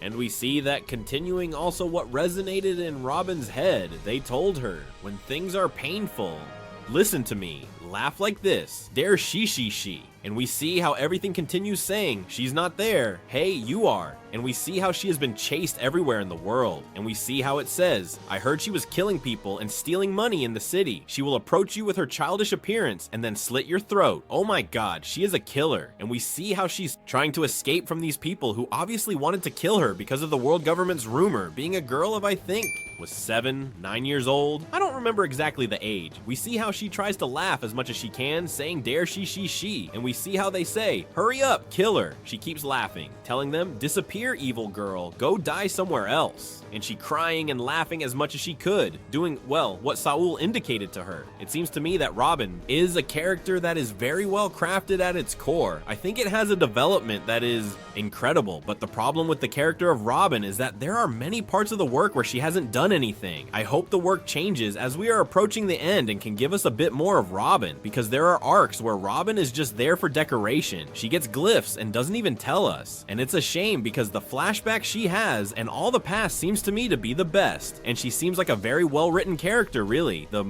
What it lacks is the present, to transform it into something a bit better. And speaking of the present, let's go to the present, because we're going to the new world. We're going to Elbaf, and we see how they say, huh? A port in a tree? Is it a sea or clouds? We arrived at the port, and we hear them say, it's the western port of the village. It's a sea of marine clouds. And we see how Elbaf is, that it is literally a place of pure fantasy. I mean, we see them say, welcome back, captains. We were worried because you were delayed. And we see them come down from the rainbow. Some clouds arrive. I mean, Elbaf is going to be incredible. I already called it the Wano done right. You all know the whole problem with the end of Wano, right? Everything was so cut down. Well, I still say that Elbaf will be the Wano done right. Just wait. Trust me, we see Brooke saying, I just don't understand any of this. It's all so extraordinary. And we see them saying, it's majestic, wow. Here come the others. And we see Luffy and Usopp celebrating, happy, saying, this is amazing. We see Bonnie going wild, extremely excited with starry eyes. And Robin says, wow, what is that? And they say, that's Svalar, the fog ship. It's a ship that moves using the buoyancy of Cloud Islands. And we see a ship that goes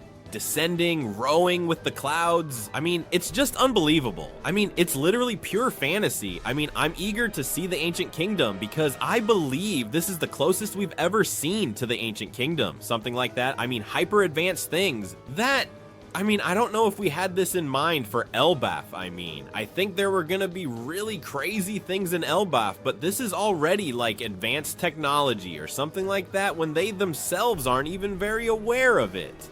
Exactly. They say that Kingdom is amazing. They say the climate inside the island of Elbaf is perfect, and we see how Lilith says Cloud Island, Cloud Ocean, bubbles, rainbows, techniques of flight. All these technologies can coexist together, and notice where they come from. They come from Elbaf, which is a tribe of savages. I mean, it is a very strange thing. I mean, imagine the technology that the Ancient Kingdom had, that now these people are probably taking advantage of being exactly the same. I mean, being exactly the same technology they had. And it's something so simple and so magical for them that they don't question why. They use it and it works. Like the stone, like the clouds. They use it and say, ah, that's how it works, okay? But they are surely not capable of creating it, recreating it, or understanding how it works in that sense. I mean, it seems to me spectacular. So we see how Hadruddin says, Mugiwara, Usorando, and all of you have done it. You've reached Elbaf. And we see how Nami says, oh, Robin, just as I thought, you've cut your hair. And she says, hey, hey. And he says, it seems you've adapted to Elbaf because of your clothing and everything. Then we see Luffy say, how long, Hadruddin? Hadruddin, holding his hand, says, I've heard of your adventures and how you caused a stir until you became a Yonku. That's our captain. Later, I'll properly introduce you, but we four are the new giant pirates. We are your subordinates. And we see how Road is crucified, destroyed, smashed. And he says, hey, we're five. Right? Like, poor guy. I mean, I even feel a bit sorry for him. I mean, Road is really messed up in the head, but I even feel sorry for him in this scene. We see Gerd who says, hey, nice to meet you. And we see Luffy saying, hey, I told you I didn't want any subordinates. And Hadruddin says, I know, but I do it because I want to. I love it. Like, Luffy is like, hey, I don't want subordinates. And they, no, I don't care what you want. I mean, I'm gonna do it because I feel like it. I mean, it's amazing, isn't it? It's amazing. We see how Hadruddin continues talking and says, when the defeat of Big Mom came out in the newspapers, even though people here still don't know much about the outside world, everyone got excited. Be careful with this, that they don't know much about the outside world, because this might even be important, really. This might be important to see what they think from outside and the whole issue. We see how Luffy says, Big Mom. And we see how Gerd says, Linlin was my friend once, but she did something in Elbaf that is considered unforgivable. This isn't mentioned, but I would like it to be developed a bit more later on, honestly. I would like it to be told to the Straw Hats at some point, or perhaps we have something like that. Well, they continue saying, hey Hadrudin, save the stories for after the toast. Food and drink first. We've prepared everything for you the size of a mountain. Let's go to the tavern. And we see the building that is clearly a tavern with a bunch of giants wearing helmets. Vikings are there with everyone celebrating. In fact, we see some kids and such, and well, we see a panel that is really nice, and we see Luffy saying, wow, food, I'm hungry. I got too excited and also need to recharge. And we see Robin saying, hey Luffy, let's go southwest of West Village, and we see her saying, is it okay if I go alone? And Luffy says, no way, I'm looking forward to seeing it, says Chopper. I'm very curious, says Nami. And Zoro says, the same thing happens to me. And we see Jinbei saying, I also want to see what's happening. Then Gerd says, Saul Sensei wanted to show you the library, Robin-chan, so let's go to the school downstairs. And Big says, well, thanks for taking us, Gerd. It's nothing. Besides, this place is a little far. And Luffy says, listen, Robin, as captain, I have to greet and thank the people who have taken care of my crew. I mean, I like this about Luffy. I mean, notice that he says, hey, as captain, I have to thank, I have to do this and that. I mean, I really like seeing how Luffy acts as captain, and we see that Robin says, what? Do you still remember that? And Luffy says, it's the right thing to do as captain. I mean, notice that Luffy, that seems very silly and is super dumb sometimes and so on, and I don't know what, but still remembers that 2 years ago. He explained all this and explained a bit of his history. I mean, be careful with all this. I mean, I find all this quite interesting. I mean, I find it very interesting, and I really like seeing how Luffy just takes it this way and says, no, it's what's right as a captain, and he remembers this. Being Luffy, who is really silly, who doesn't remember, I mean, remember that Luffy didn't remember who Marco the Phoenix was? I mean, he didn't remember, and that Jinbe, I think it was him, called him the Pineapple Head, and he said, ah, okay, got it. So, I mean, it's incredible. It's incredible. So we see how we have there, like a kind of flashback that we had, let's say 10-20 minutes ago, when we have Dory and Bragi saying, oh, I see, then we can toast. Bring Saul here too. And they say, we will have the elk ready for when you arrive. You can take your time. I think that when they get there, something is going to happen. I mean, call me crazy, but I think that when they go to the party, something is going to happen, right? I really believe it, huh? I don't know. I mean, I think the thing about the party is going to be delayed. I said it a couple of episodes ago and I still maintain it, huh? I still keeping. Then we see Usopp saying, so even the warrior giant study. And he says, Saul Sensei gives history lessons and discusses several books. The books of Ohara, surely, and we see them say, that is the Warrior Spring, and on the shore is the Owl Library. And we see a huge, beautiful place. I mean, the landscape of Elbaf is astonishing, and they say, a spring. That looks more like a lake or a beach. Normal, I mean, they say spring, but because to them it is a spring, but it is a place. For Luffy and them, it's that, a beach, a lake, whatever. So they say, well, yes, it is a beach formed by parts of the tree that was fossilized and eroded by the weather. There is no flow and ebb of the water, but because of the waterfalls, waves were formed. It's like the sea. Basically, this is interesting. It's very beautiful, and I don't know if it's even going to be useful for something about the sea, I don't know if it's going to be useful for anything. Then we see that Luffy says, all right, let's go check it out, and take Saul back to the tavern. Then they say, huh? Nami grabs Luffy by the cheek and says, hey, wait, it's Robin's meeting, and she throws him to the ground, and Robin says, my heart is pounding. Then we see how, he starts to walk. Someone comes running and says, Teacher Saul has fainted and isn't moving. Then everyone says, huh? What's going on? And Luffy says, come on, we came all this way to see this. And Sanji says, it's a reunion after 22 years, and he faints. And Chopper says, I'm a doctor, I can examine him. Where is he? And Usopp says, heal him properly, Chopper, it's all up to you. Little responsibility, huh? Impression, Chopper. Then we see how this same person says, oh there, he fell suddenly to the ground. And we see Robin laugh and say, what an idiot. Then we see that this person, or Chopper, I'm not sure who exactly says it, says, don't call a patient stupid. Then Robin laughs and says, well, nothing bad is happening, I'll go alone. You wait here. And they say, hey, what? And everyone says, but Robin-san, Robin. And she says, well, I got nervous for nothing. And then we see a scene just like when Robin was a child, where we see A.A. Saul lying on the beach, face down. He's just lying there and such, waiting for Robin to approach. So when he gets closer, he goes, wow, and he acts like he's trying to scare her, but Robin remains unfazed because she already knew what was coming. Then we see how he stands in front of Robin, starts saying, Derechichichichi, and he says, I surprised you. And she says, I didn't. Then he says, Robin, Derechi Sisi? I'm sorry, I didn't know how to introduce myself to see you again. You're not a little girl anymore, right? That strange laugh of yours still hasn't changed, says Robin. Then we see Saul grab Robin with both hands, lift her, and start crying uncontrollably. He says, yes, and we see a sign below that says, Saul, former Vice Admiral of the Navy, protector of Robin. And we also see that he has a paw of stick. I mean, very pirate-like, but indeed he has lost a leg. Besides, you see that he has a significant scar. on the face, which is curious because when I made the video about Saul being alive before it happened, 3 or 4 months before it was revealed, I actually said he was also going to have a scar on the face, and in fact, I even put a scar in the thumbnail, which turned out exactly the same as the one I put. I mean, it's kind of scary. I don't know if Oda watches my videos. If Oda does, hello, but it's incredible. I mean, it almost seems like a meme. It's surreal. Then we see Robin say, "Oh yes, I look like my mother," and then we see a bit of a flashback of Robin when she was a child. Then we see how Robin's mother told her, "We cannot give up on the future you'll live in. Someday you'll understand." And we see how Saul says to her, "Your eyes are as kind as hers." And he says, "Did you hear Vegapunk's broadcast, Robin?" And she says, "Since I was here, I didn't hear much. But what he said was reported in the newspapers." And he says, "Ah, I see." Then we see how Vegapunk said, "History is told by the victors." And we see how he says, "Those that remained from Ohara should have been buried in history and vanished without reaching anyone. But the voices of the scholars of Ohara were heard." Vegapunk is a scientist. He did not try to give lessons about right and wrong, but even so, he risked his life to say it, says Saul. Ohara and Vegapunk took a big step forward. I am sure that will change the future. Totally agree, Saul. Totally agree. And we see Robin say, "Yes, you too. It hurts you and touches the same scar."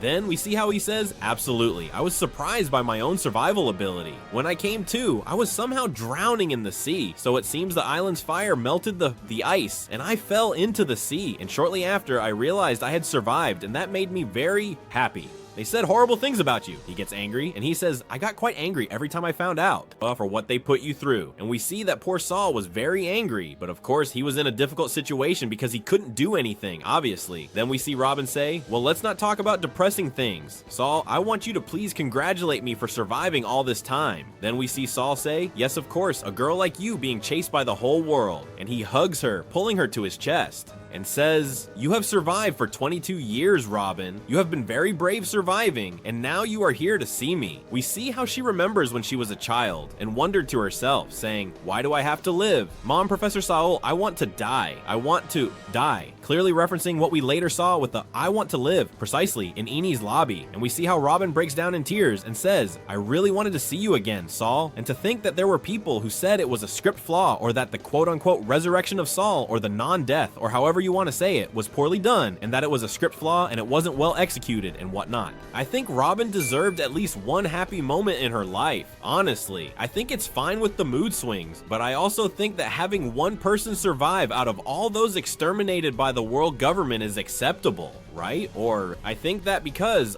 Saul survived, nothing is going to happen. We see that Saul also says, "Derechi Sisi, me too, Robin." And then they hug, burst into tears, and we see how Usopp, Chopper, Nami, Sanji, Frankie, and Brook start crying uncontrollably. And the only ones not crying are Jinbei and Zoro, who are looking at the scenery. We don't see their faces, but I imagine they are serious or smiling or something like that. And Luffy is smiling or laughing, but very, very, very, very, very happy, saying, "An emotional reunion." I love this because Luffy is happy for her. I mean, he doesn't get sad because he finds the moment beautiful, but rather he is super, super, super happy. Like, I really like this Luffy's attitude. It's right where we left it in 1133. Let's remember that Saul and Robin had met, and we see that Luffy is already thanking him and says, "Old Saul, a long time ago, you were the savior of one of my crew members, so it is my duty to thank you for the trouble caused. Allow me to introduce myself in front of you." A way of speaking I haven't seen from Luffy in over 1,000 chapters, but I'm not the only one surprised as they say to him, "Hey, where did you learn to talk like that?" And Luffy says, "Well, I am," and Robin interrupts him and says, well, he's Luffy." And we see Saul laughing a lot and saying, of course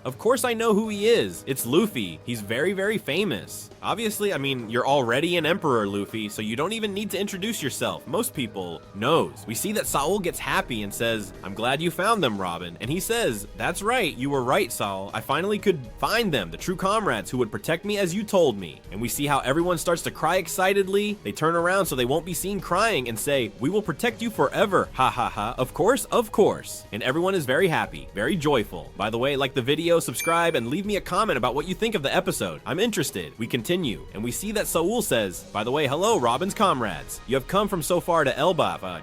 I apologize for scaring you. I practiced this for a long time with my assistant Ange." I mean, we see that the scare Saul tried to give Robin, like they were preparing it as if it were a performance for a Hollywood movie, right? I mean, it's crazy. We see Saul saying, "I was once a Marine, so I know perfectly well the influence it can have." a Yonkou. And we see how Luffy also gets happy, and Saul says, I thank you for taking care of and protecting Robin. I beg you to continue protecting her. And Luffy says, yes, yes, yes, we will. I really like this, and I like Luffy's interactions with Saul, to be honest. I was surprised to see that maybe he is able to be an adult sometimes, despite being so silly.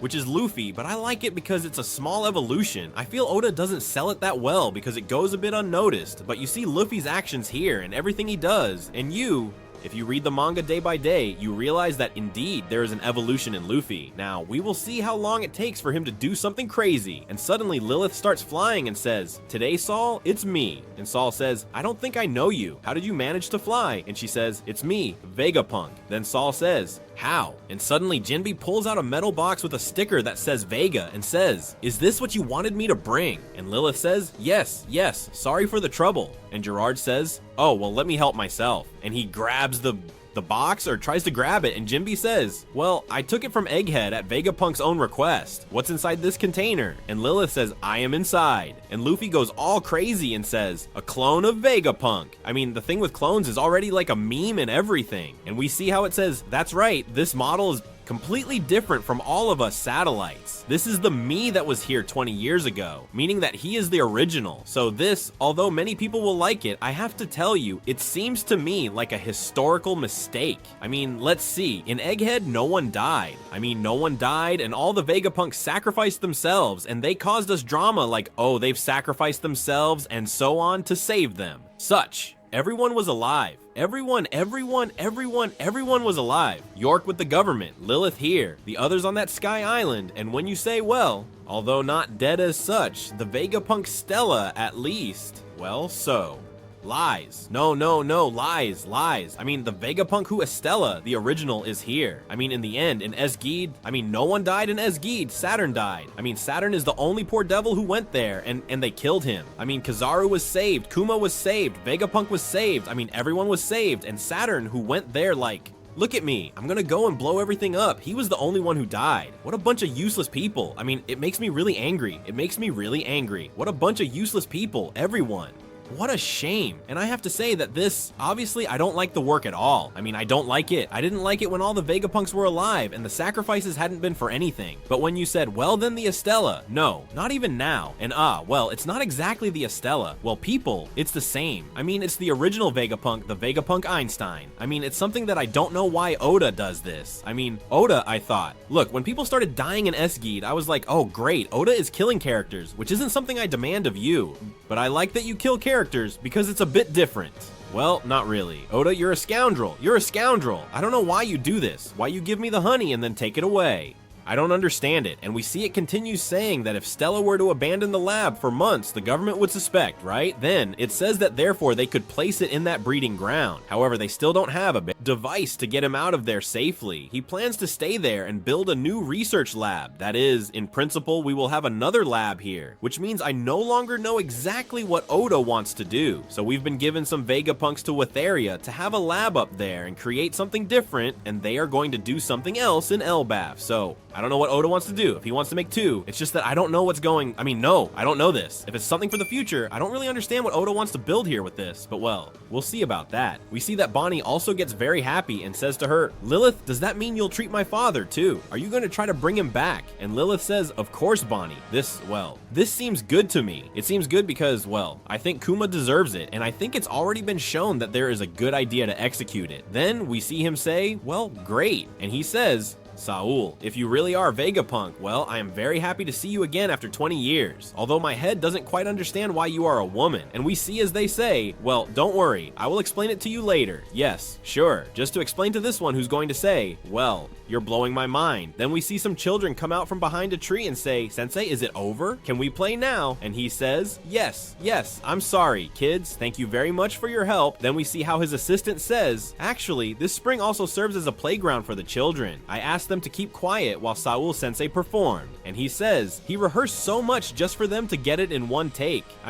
Like saying, did you really prepare all this so that Robin wouldn't even be surprised? You Rascals. I find this amazing. So then we're introduced to the assistant named Ange, who is at the Fukuro library, which they show a bit later. She's a librarian and says, "Sorry for not introducing myself earlier. I am Ange, the assistant of Sensei." And she says, "I apologize for not being able to speak to you from your level. In this place, you can find the school and the best library of Elbaf." And she continues saying that if they agree, she will be their guide. Then Luffy gets very happy, starts running with Usopp too, and says, "Could we actually see how the warriors of Elbaf are educated?" And she says, "Hey, they've gone ahead." Then they show us the library, and truly, the designs of Elbaf never cease to amaze me. I mean, I really like it. Everything is very well cared for. Everything is very well crafted. You can tell that Oda has thought a lot about this. You can tell that Oda has given it much consideration and is doing it with love.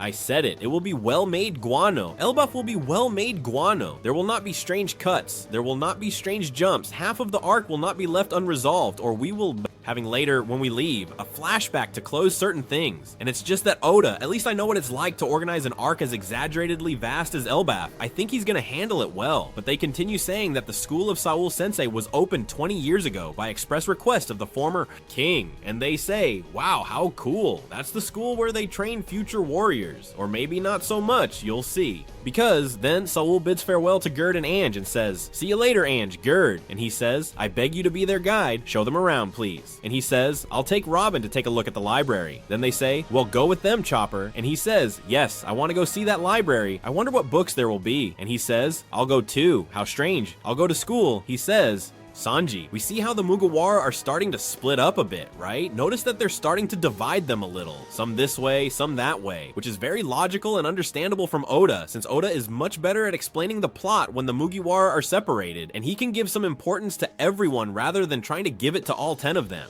Sanji says he will take care of protecting Nami. We see how Frankie starts to get a bit worried or intrigued and says, "I'm very intrigued by the great tree on this island." And Jinbe says, "It's huge." I like that they are also focusing, hey, there is a giant tree, which is the Adapi tree, and they start to focus a bit on it, like analyzing why there is such a big tree, how they are living on top of it, where it comes from, and begin to investigate or worry a bit about the history of the tree itself. I find it interesting. Then the children who had come out from behind the tree start to chase Luffy, Usopp, Zoro, and they say, "They are human dwarfs. We need to catch them. Let's do it." And they start playing like they are running away, and Luffy says, "Ha ha ha, we are in the land of the giants, everyone." Very happy. And Zoro looks at the children chasing them and says, "Well, can I cut them?" And Usopp says, "Of course not, idiot. They're just rude kids." But come on, if it were up to Zoro, he would chop them into pieces. Then some girls appear, also part of the giants, and say, "Wait, guys, don't even think about hunting the little human Chans." And suddenly they stop. They stand there, sitting, and they say, "Sorry, don't call them dwarfs either." And Luffy says, "How weak they are." And Zoro says, "Actually, those brats from the village are warriors." And he says, "Huh? Why do you call them brats?" And Usopp says, well, let them be. It doesn't matter if they call us dwarves. Remember that someday they will have to go out to sea and encounter wild people, right?"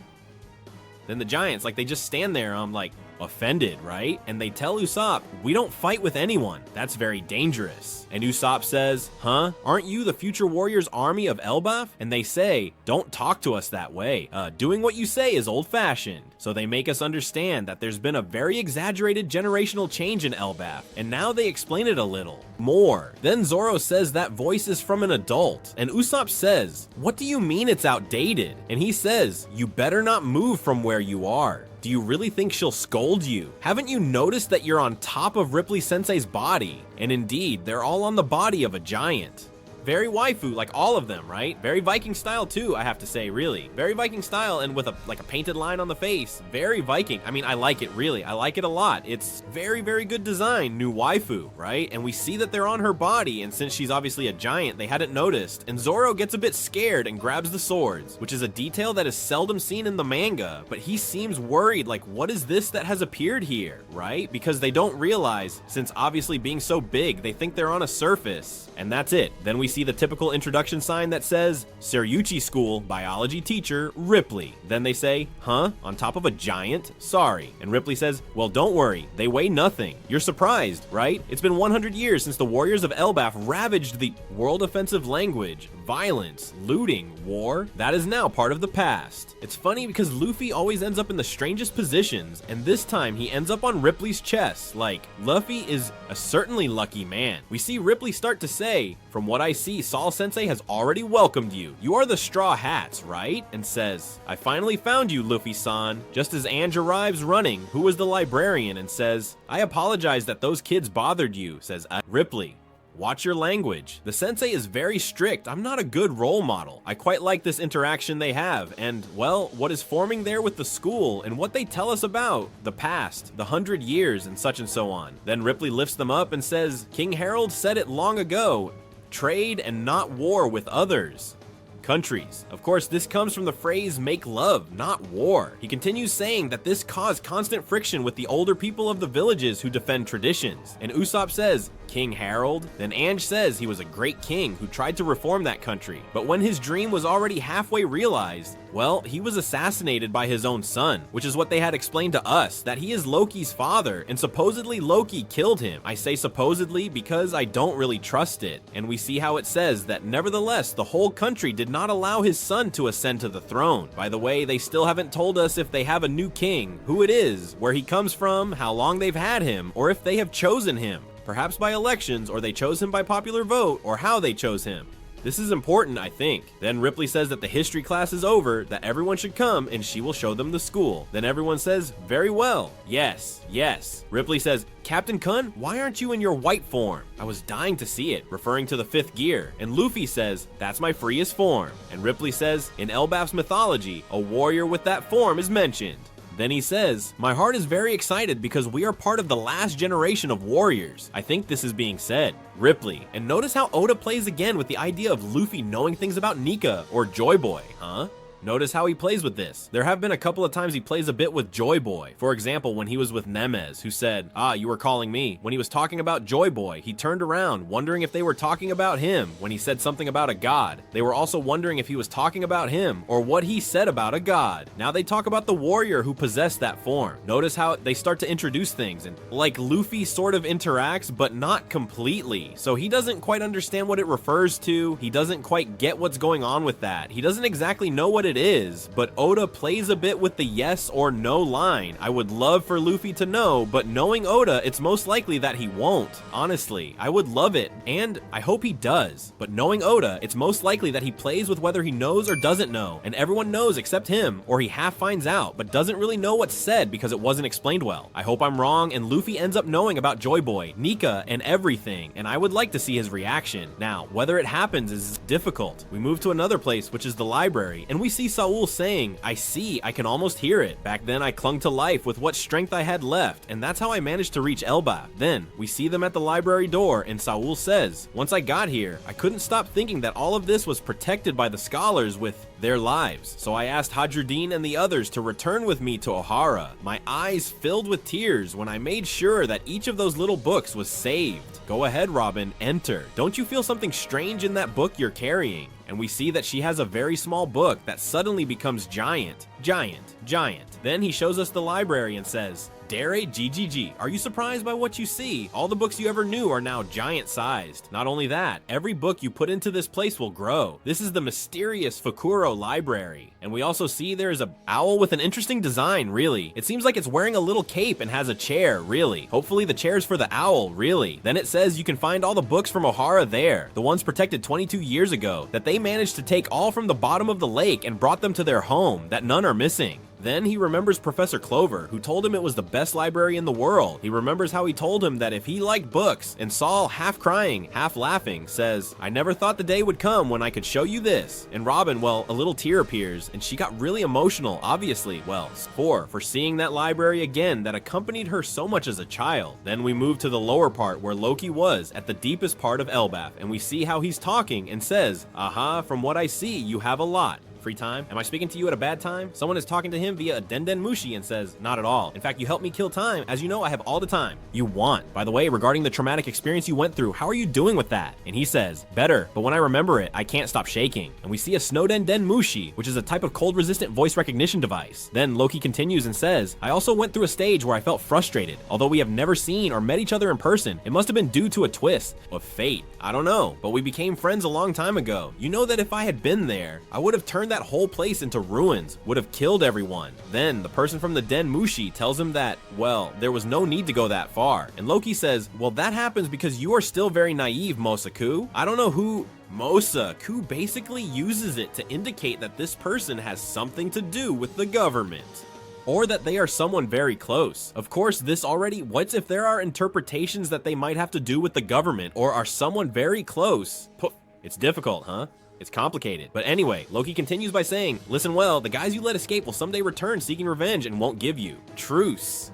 Then this person, Mosa, says thank you very much for not worrying about her, but she knows that behind those harsh words hides the Loki's kindness and that she just realized it. Then Loki says that she is making him angry, to stop talking nonsense, not to get carried away. Kindness, never say that again. And Mosa says, well, but don't yell at me. And Loki says, shut up, Mosa. When I get free from these chains, I will remember this. As if angry or indignant that no, he has no kindness, that you are very bad and very such, and I don't know what. We'll see. We'll see how this ends. But whoo, it seems interesting. It seems interesting. Then we go to Elbaf, to the western village, and they say, well, the banquet hasn't started yet. We're just having some drinks in the meantime. Well, they are drinking a lot, and just when the party is about to start and everything, like I said, it wouldn't happen, that there wouldn't be a party or anything, lightning strikes the center of the castle. I don't know which castle it is. I mean, I don't know where, because a huge black lightning strikes a castle.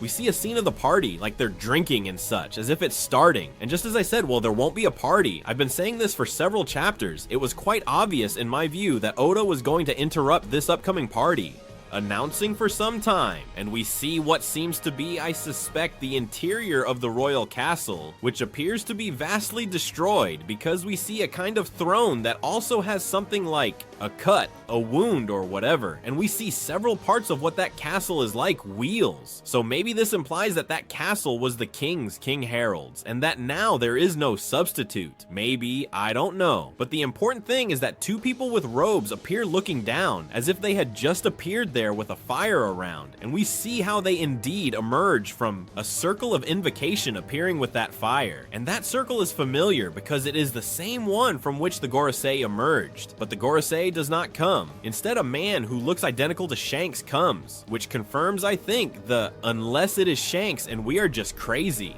Confirmed that the man who went to speak with the Gorosei was not Shanks. It was this man. Confirmed that it was this one. Come on, he's wearing the same cape, right? He's wearing the same cape. He doesn't have the scar, does not have the scar. Although it is true that it seems we are seeing the right side, the scar on the left side is not visible. But well, the panel is the same as when that Shanks went to talk to the Gorosei, to talk to them about certain pirate. And this somewhat confirms the theory of Garling's son, Shanks's brother, Shanks's twin, Shanks's clone. Well, we'll see how this can go in the future. I will obviously bring you some theory, despite having discussed several things. I think it's important. And then a person appears who seems to be a girl, judging by how Oda has drawn the eye. And I find it certainly interesting. Truly, I find it certainly interesting. I think I might have some ideas of who the characters could be, because now my idea is that it's a character who is a clone of someone. I mean, if I had to tell you for sure someone that this character is, right now I have two variations that I believe could be two clones, which I won't tell you here because I want to make a video, okay? I want to make a video, but I think they are two good ideas, to be honest. I'll see if I find any more or something along the style, but I have two ideas about clone people. I'm letting you know that. For me, no, I can't tell you it's a new character or something like that, but I think they are two, it could be the clone of two people in the hypothetical case that it's a clone. But well, I think if Oda has covered the face, kind of covered it, it's for a reason. By the way, I can already imagine that most of you are saying that this lady, if it's a lady, is Luffy's mother, because no, it's just that. There's always a woman. No, Luffy's mother. This time time yes, this time yes. Attempt number 27,200. 22, or well, someone might say it's Queena with dyed hair, because I can see you thinking that it might even be. Well, why couldn't it be Queena? Why, what? Because, no, Zara, Queena is dead. Well, that's what you say. Let's start with the chapter, which has brought several things that will give us a lot to talk about. We start with the cover, and you already know we're continuing with Yamato's short story, The Pilgrimage to the Temple, volume 21, and we see that the title is, I Am Not the Same Helpless Girl from the Past. The cover title, let's say, and it shows Tama kicking Hold'em and kind of defeating him. I have to say that this doesn't make any sense to me, since Tama, well, in a week at most, that in fact I am not even sure if it has been a week, at most 2 or something like that, she has become quite strong to defeat Hold'em. Yes, Hold'em is not that powerful, but truly Tama, being a 5-year-old girl, has become so strong in 2 weeks as to defeat him. I don't know, really, it's a bit strange. But we start with the chapter called Cups of Friendship, or Cups of Camaraderie, depending on the translation you want to read. We start and see Chopper and Booney on top of a giant book reading it, and Booney says the letters are immense, and Chopper says that it's quite difficult to read like this, obviously, if the letters are your size. Then we see over there Saul, who looks up and says, he, Biblo, is the head of the library, who has been here for hundreds of years. Although if there's one thing certain, it's that he can make any book gigantic, but within their territory. And we're directly introduced to the head of the owl library, named Biblo, with a design that I must say I quite like. I find it quite interesting, and I think it could be very important in terms of the Elbaf plot and perhaps something more. If he's been here for hundreds of years, we have to see if he perhaps knew Roger, maybe Nolan. Morgan's news, let's say, doesn't come to Elbaf. However, sometimes the fishermen tend to bring tiny newspapers they have there to read, and Lilith says her ability can make any inanimate object grow. I suppose she must have eaten the Iku Iku. No Mai, which is supposed to be the develop fruit, and it says that this ability is also perfect for that kingdom of giants. I have to say this is strange, because they don't talk with the owl, they say like, well, I suppose he must have eaten that fruit.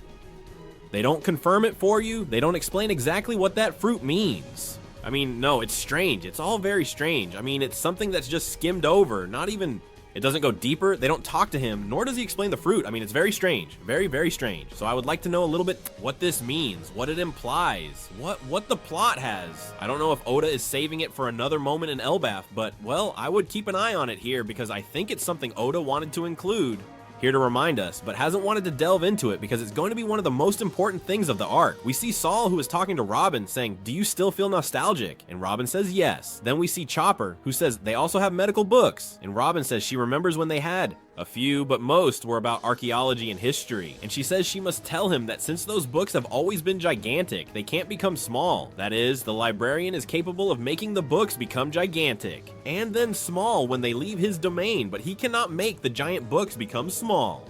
Directly. Then we move directly to the part with Luffy, Zoro, and Usopp, and we see they are on a swing, swinging up and down. The kids are super scared, screaming, that yelling to stop, and Luffy saying, hooray, let's swing much stronger. Usopp himself is also quite scared. Luffy says that this giant swing is the best of the world. Then we see Nami give them a beating, and Luffy says, I'm sorry. Then Nami says, idiot, didn't you see those kids were terrified? And Usopp says, hey, I was scared too, but he also got his share of hits. Then we see how the kids directly hug Gerd to like, let's say crying and all that, and says, whoa, we almost died, Gerd-san. And Gerd says, poor things. Then Luffy gets angry and says, hey, warriors shouldn't cry over something like this. And Sanji says, hey, Luffy, don't say things like that. These kids act this way because they've been raised with love and kindness. Then Sanji glances sideways and says, huh? And then we see that the child is rubbing his face against Gerd's chest, and Sanji says, what? Wait, do all the children in the world have this behavior? Зрение, как будто напоминает ему о том, что он раньше делал. Momonosuke, these kids aren't clever or anything, you know. And we see Luffy talking to Usopp, and he says, hey, Usopp, don't you find this a bit disappointing? To which Usopp responds, yes, but I can't say it's a bad thing that Loa is a peaceful place. Then, suddenly, someone takes a sword to Luffy, which Luffy dodges and says, I finally found you, Mugiwara. And Luffy says, well, I see peace is over.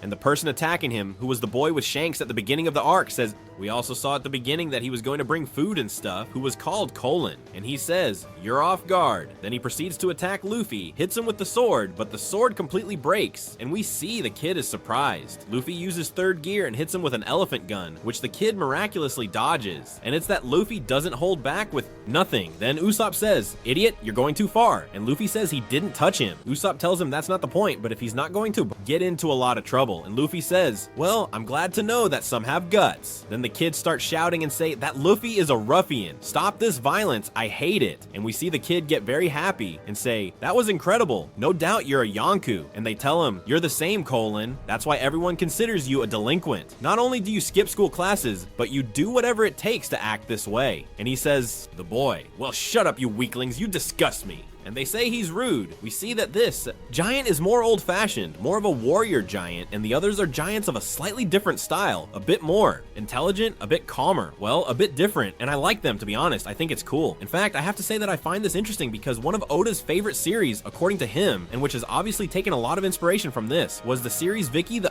Viking, which was basically a very large, rough, and wild Viking village, where Vicky was a very intelligent boy, and that was what made him stand out in the series, since there were times when brute force was worthless, and he had to use intelligence, something the boy could use, but the others could not, even though the boy was much weaker. Then, I think with Colon, he is doing things a bit differently, and seeing that all the children are very intelligent, and that he is much more brutal, then playing a bit in reverse with this, which I think is good and interesting. So we see how the boy directly encounters Ripley-sama and says to him, "Colon, I already told you not to act that way, although that attack was very good. Like, hey, don't behave like that, but very well, I liked that attack." Then we see the child say, "Oh, by the way, Mom, Mato-san prepared your favorite food." And Sanji says, "Huh? Ripley-chan, you have a child, and from what I see, you educate him the old-fashioned way, but are you really not going to tell him to apologize for that surprise attack?" Then the child says, "You know what? My father is a human," and everyone is surprised and says, "Well, he was a daring pirate. He wasn't afraid of anything, not even the warriors of Elbaf." And Ripley says, "Wow, I make cranberries. How delightful."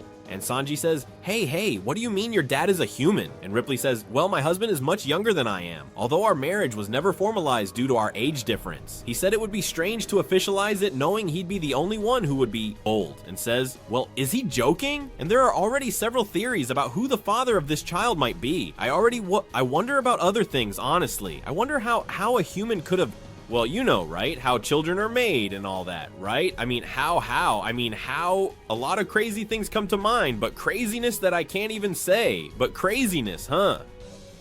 A lot of crazy things come to mind, but it's strange, really. It's strange. I wish it had been me. Then we see Luffy say, "Wow, even the library is amazing. The books are huge," as he has just arrived at the library with Robin. And Robin says, "Luffy, I would like to stay and chat a bit more with Saul. I will go to the feast later. Is that okay?" And Saul says, "There she. These guys usually party for 3 days straight, so we have plenty of time to celebrate." And Chopper says that he will stay too. And he says, "Luffy, understood." Then Lilith says to go without her, that she'll be fine. She will handle acquiring her residence permit there. Bonnie says the same, that she will too. And we see how Oda starts to divide the straw hats, which he usually does in the arcs when they are all together, because obviously it's much easier to manage groups of straw hats than managing all 10 at once and giving them the prominence. I think it's a very good decision by Oda, since when they are together, well, it results in an arc where not everyone has prominence, like in Wano, where we see that it is true that everyone has their little moment, but those who stand out the most are Sanji, Luffy, and Zoro. Already, he's there basically. Then Frankie says he will take care of it too, that he has unfinished business with the Atom Tree. And he says, "I don't know if you knew, but the Sunny is made from the wood of that tree." And Saul says that in some parts of the world they can find Atom Trees, but here they have the oldest one. And Frankie says he wants to learn everything about the treasure tree Atom while they are there. Then Luffy says, "Don't worry, we won't get ahead. If I don't eat something, I'll die. I'm at my limit." Then Gerd says, "Sorry, I have something for you." And they say, "What is it, Gerd?" And obviously what happens in every arc happens, and they give the official outfit of that arc to each Mugiwara to give them a little character, and me like it a lot. We see that Brook says, "Yo, ho, incredible. Now I really look like a warrior." "I know what you mean, Brook. I feel like I've gotten stronger," says Frankie. "But why do you have suits made to our dress?" And Gerd says that she likes making clothes for humans for fun, but she swears that that's all there is to it, nothing more. Then to herself, she thinks that they look very cute. And Robin says that they are amazing. Thank you, Gerd. She says she's glad they like them and so on. "I have to tell you something. The Giants have a very strange fetish with humans. Ripley has had a child with a road kidnapped them to have them as dolls walls in his own territory. Gerd makes clothes for humans. The giants have a slightly weird fetish with humans. Honestly, it's weird, honestly. Luffy says, okay, that they'll see each other later in the village, and we see them go directly like in the ship down, and they go to the village to have the party. But then we go directly to another place, to the castle of Elbaf, and they say, they are some humans. How are they supposed to have gotten here? As guardians, we can't let them take another step. If they are here by chance, then they are also part of the Mugiwara crew. Then this girl goes silent. Who was the one who had arrived along with Shanks, the evil brother of Shanks? That's the way it is, the evil brother, because I say so, and that's that. Some people think he is a clone. Well, I think he is a brother. And we see how he says, well, we are looking for someone named Loki. Then we see how the giant laughs and says, did you say Loki? What business could you have with that disgusting criminal? He is the one who killed the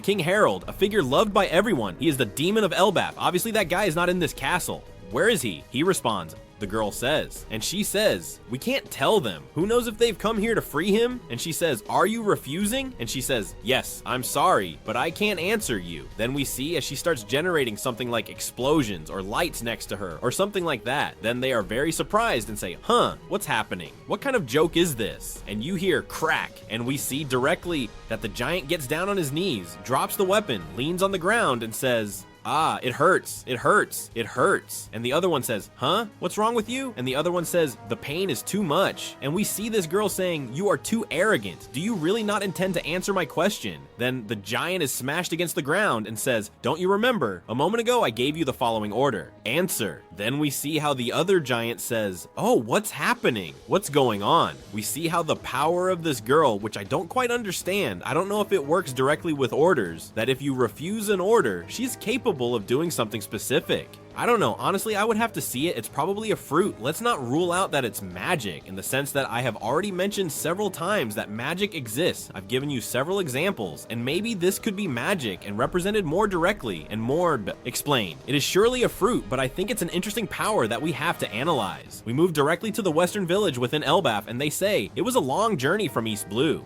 Yes, although we finally made it. Hey, the Straw Hats are back. We always dreamed of coming to the land of giants, the land of the greatest warriors in the world. And Dorobrogi says that all this time they have been waiting for them, that they helped them maintain their pride and that they freed them when they were being deceived. The same Oimo and Kashi say it, and Hadruddin himself says that he was saved from being eliminated. Then we see how everyone is very grateful. They say they want to officially welcome him to Elbaf, that they may be small, but they would never underestimate them, and they toast to the great pirate Straw Hat Luffy, Yonko in every sense of the word, and also because of his great crew who were able to defeat Kaido and Big Mom in the land of Wano. That about Kaido and Big Mom, I still think they are alive, and be careful we don't see Big Mom in this arc. I know it's far-fetched, but we'll see. The party continues, they raise their glasses and say, come on guys, raise your glasses of friendship for the Mugiwara. And they start toasting, clinking their glasses, and everyone is very happy. Then we see a ship arriving from afar and someone says, oh, they're celebrating like never before. I suppose the Mugiwara have already returned. Then we see Luffy looking up and saying, oh wait, aren't you that giant who was captured in Sabaody? And he says, I am. My name is Stanson. When Hadruddin told me that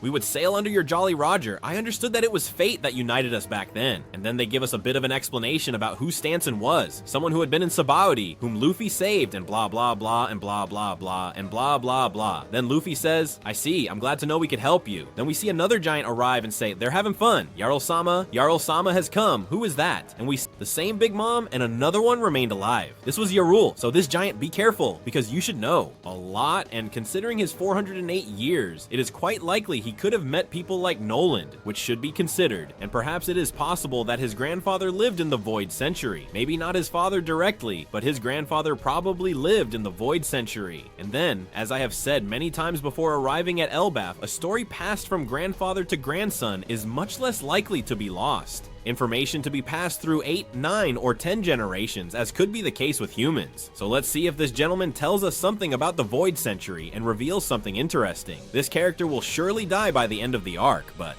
hopefully it will be a death that reveals several things to us. We see how the giant becomes happy and says, so we have some small guests. Jarl-sama, I'm glad to see you. He says, Dory. And we see that Luffy says, that giant looks like a big mountain. Then he's surprised and says, hey old man, you have a sword in your head. And he says, oh, are you talking about this? And he says, I know, but as you can see, my helmet protected me. And he says, huh? But don't you see you have it stuck through you? Then we see that the giant has a sword stuck right through his brain. I don't know, I mean, I think if you remove the sword, this giant, it's over. But well, we will see how it goes, because it seems interesting to me and it seems curious, to be honest. I think it's cool, and I think it's gonna be a curious character, and that would be chapter 1135 of the One Piece manga, which, as I say, I personally liked. Seems like a well done chapter, entertaining, and with certain things worth mentioning. The thing with the owl, the giant, certain things, there are strange phrases, Colin's father, or, well, who is Ripley's husband? Well, husband, you know what I mean. Who is Ripley's partner? Also the father of this child. Then we need to see a bit who these people arriving at Elbaf's castle are, why they are looking for Loki, with what intentions, what exactly happens with them, what power they have. All this seems certainly interesting to me, and we have to try to decipher a bit what's going on with all this. Now we continue the journey through the temples of the Oni Girl Yamato, and we continue what we saw in the previous chapter, where we see that Hold'em is taking Yamato, Tama, and Speed to his secret base, and we see that curiously the base is shaped like the head of Who's Who. Honestly, I don't exactly know where this mini story is heading. I don't know if it's just gonna stay like this, but honestly, I doubt it. I think there's gonna be some surprise or something that's gonna be very important. I've been saying it for a long time, and I think it will be like that. I mean, I'm expecting to see strange things at any moment, and a Kurahige, Kaido who is alive, Big Mom, or something like this might appear, because I think something big could happen. So please, I ask for your patience with this side story, which will surely be important. Now we start the chapter, and we see that it begins right where the previous one ended. While Luffy enjoys the venison, Yrule explains that most humans never make it up to the solar world, where humans usually reach the lower area and think the underworld is Elbaf, so they end up leaving scared, horrified and all. We then see the rest of the Straw Hat crew enjoying the party. Robin, Chopper, Frankie, and the others have not yet arrived, and many giants are interested in Jinbei and Brook, since they have never seen other races. Although Brook, the poor guy, well, he's not a race, just, well, that he is dead and watch out. Ho ho ho. And we see how Usopp is telling the giants about the adventures they have experienced, and at a certain moment we see Road directly there, a little hurt, and let's say crying and all that, and we see how Zoro says that if Usopp hadn't stopped him, he wouldn't have his head on his shoulders right now, to which Road obviously gets scared. And it's that Road says that the dream of all giants is to become the sun god and rule the world. When they hear this, several giants start arguing, because most, well, do not agree on what the sun god is. Exactly. Some believe he is the god of liberation, others say he is actually the god of destruction. There is even a giant who says he is the laughing god. Jarl says that the mythology of Elbaf, called Hallie or Harley, is written in ancient language that no one can translate, so there are many interpretations about it. But according to the myth, the world has already been destroyed before. Twice. That is, this directly ties in with the famous Ragnarok from Norse mythology. While Jarl speaks, we see an ancient image of Nika that appears in Elbaf's mythology. This image is similar to the silhouette of Nika we saw when Who's Who talked about him, but this time we see it has quite a few more details, and it is that the sun god Nika we see had long curly hair and white clouds surrounding his neck. The hair and clouds are the same, just like Luffy's when he uses Gear 5. Additionally, he wore something like a loincloth, and in his hands he held a sword and a shield. Shield which we see has the same symbol that I always tell you about over thousands of theories and thousands of videos. That this symbol appears in many parts of One Piece, and I told you it was going to be super important, so much that it is on Nika's shield. Do you see how I'm not crazy? That Oda is doing something with this symbol? And we see that Jarl says, whether a hero that protects the world from ruin or a destroyer that leads it to catastrophe, there is one thing. Clara, he always appears when the world is about to undergo a great change. That's why those in power fear the appearance of Nika. And Luffy says, ah, so he's Nika. He must be the guy Bonnie talked about. And Jarl says, but since he is the sun god, those who do not lose hope hold their excitement with return. It is said that Nika is a figure dressed in pure white, wrapped in white clouds, and appears accompanied by thundering laughter. Then Luffy says, ah, of course, everyone was referring to that when they said I resemble him, ha ha ha, but I have nothing to do with that god. This is extremely important to me. I mean, to me, this is very important because I think it is the first time we see Luffy's contact with the theme of Joy Boy Nika, sun god, as you want to see it, but we see that he is already aware of what that is. He says he has nothing to do with it, but that it exists. So he already knows of its existence, knows his own similarity to it. I mean, it is. It's very curious, it's very interesting, and I am eager to see how Oda will develop it in the future. Really, please, Oda, make it so. This arc, something happens with this, that Luffy finds out that he is indeed the sun god Nika, what his mission is. Such, I don't know what. Really, I would be very interested to see what Luffy thinks about this. I would love it, Oda. Please do it. Moving on, we see that Jarl says that what happened with King Harold and Loki could have been the result of their own attempt to becoming Nika. Luffy at that moment asks the giants if Loki is a good person. At that moment, all the giants are shocked by the question and start recounting all the things and chaos that Loki has caused in the past. The giants begin to say he is the cursed prince. In fact, before Loki's birth, King Harold received a prophecy which said that he would be killed by a son. Shortly after his birth, Loki killed the royal family's lucky horse. And it was around that time when Linlin killed the legendary and great warrior, wear yourself out. Natural disasters struck the country relentlessly. Even the queen passed away 1 year after Loki's birth. He made the underworld his playground, killed and tamed the fierce beasts that lived there with his overwhelming strength, then released them into the village. All that when he was just a 10-year-old kid. He set fire and destroyed everything he saw. His antics endangered our lives more times than we can count. With his authority as prince and his terrible personality, you can imagine the hell we lived through when King Harold was not around. And here we start to see more things about Loki that honestly make me doubt quite a bit whether he is bad or not, because you know that I think there is something hidden with him, but here we have testimonies from people saying that horrible things were done to them. So I wonder if Oda is really setting this up to later turn things around and surprise us, or what? Yarul continues his story and says that the sword in his head was the result of trying to stop Loki from killing his father. Then, after murdering King Harold, Loki set sail to spread chaos at sea.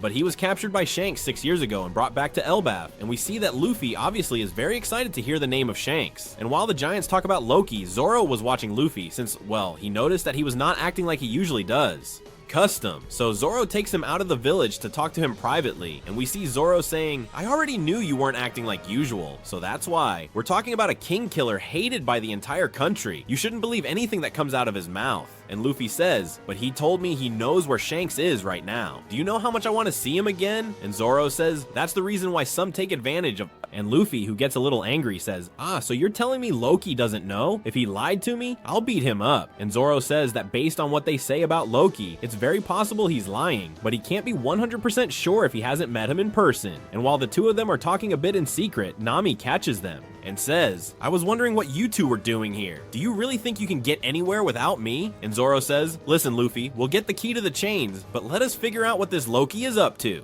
And Luffy says, alright, thanks guys, but what is this guy doing here? And we see that Luffy, Zoro, and Nami are traveling in a Safari with Road driving it. Road has been electrocuted again by Nami, and we see that his hair and face are completely scorched, and Nami says she has turned him into her servant, to which Zeus says, don't forget, I am your #1 servant, and Sanji is number 2. I love that there are already 3 people fighting to see who is Nami's servant. I want in 2, now we're 4. Road says, it's a great honor, Nami, since we're both navigators, maybe we could such. And Nami tells him, well, don't even think about. Approach me again. Nami agrees to take Luffy and Zoro to the castle to get the keys to Loki's chains, although what Nami really wants is obviously to steal the castle's treasure, because Nami is all about her own interests. We move to the underworld where we see the hooded Shanks and the hooded woman have arrived to meet Loki, and their intention is to recruit him to join the Divine Knights. This is a big deal.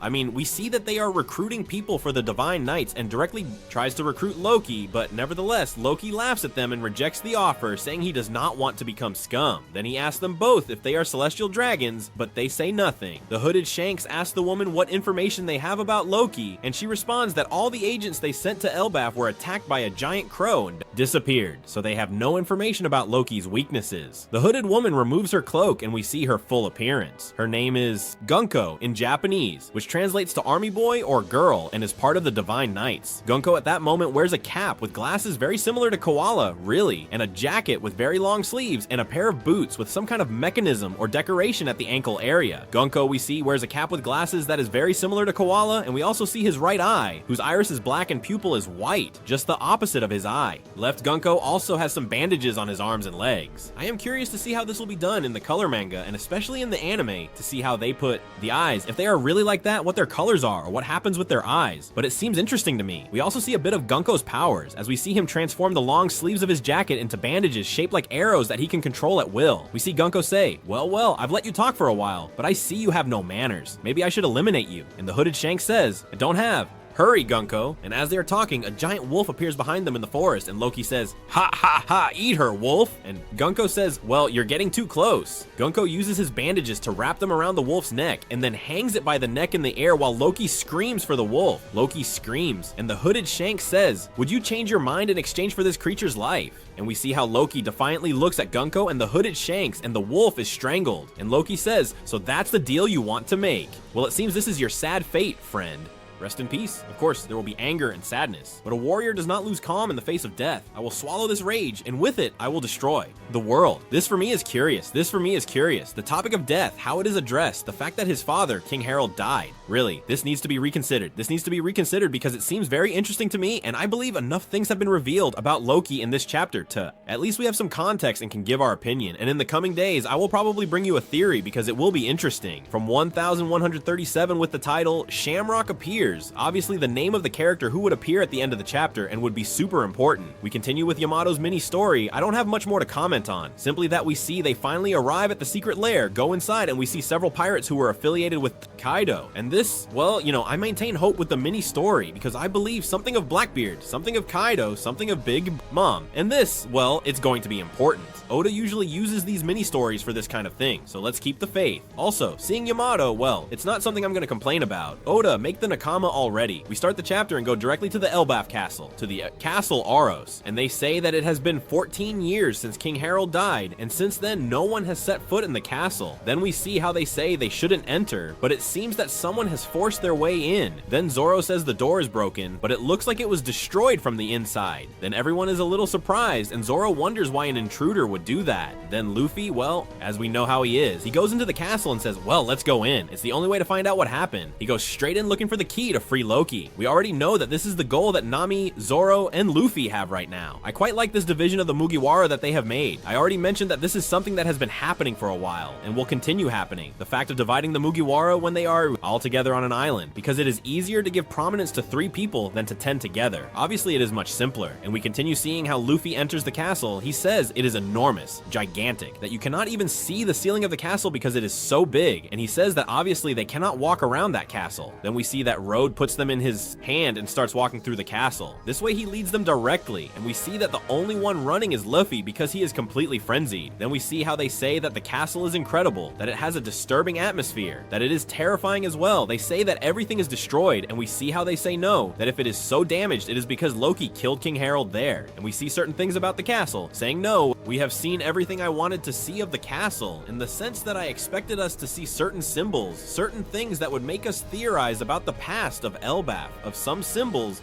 that they would connect with other places and things like that. Since when we have seen places like, for example, Arabasta, I myself have started looking at the symbols because I am completely out of my mind, and I have found things that seem interesting to me or that can lead me to different plays, even if they are just things for myself. So from the Castle of Elbaf, we have seen very little, and I would like to see more in the following chapters. What we have seen is something that happens later, so we see how it is said that the destructive power of those two is astonishing. However, King Harold was known as the Great Warrior. Then we see how they directly find a place full of giant skeletons with a bunch of swords and stuff like that. Notice, if the sword is that big, Luffy is climbing on the hilt of the sword and still looks small next to it. Imagine that. Then they say that the castle had a large number of guards, and that on that fateful day, 100 of them set out to kill Loki, but only one survived. Jarl-sama, I mean, all the castle guards perished before Loki. The level of power they're trying to show me of Loki is incredible. It might be a bit exaggerated later on. I don't think so, okay, but they're showing me a level of power that practically tells me this guy is at Kaido's level, and I believe it. I mean, it seems he's gonna be a very strong destructive beast, something like Hulk. They say that after that tragedy, obviously it was forbidden to come.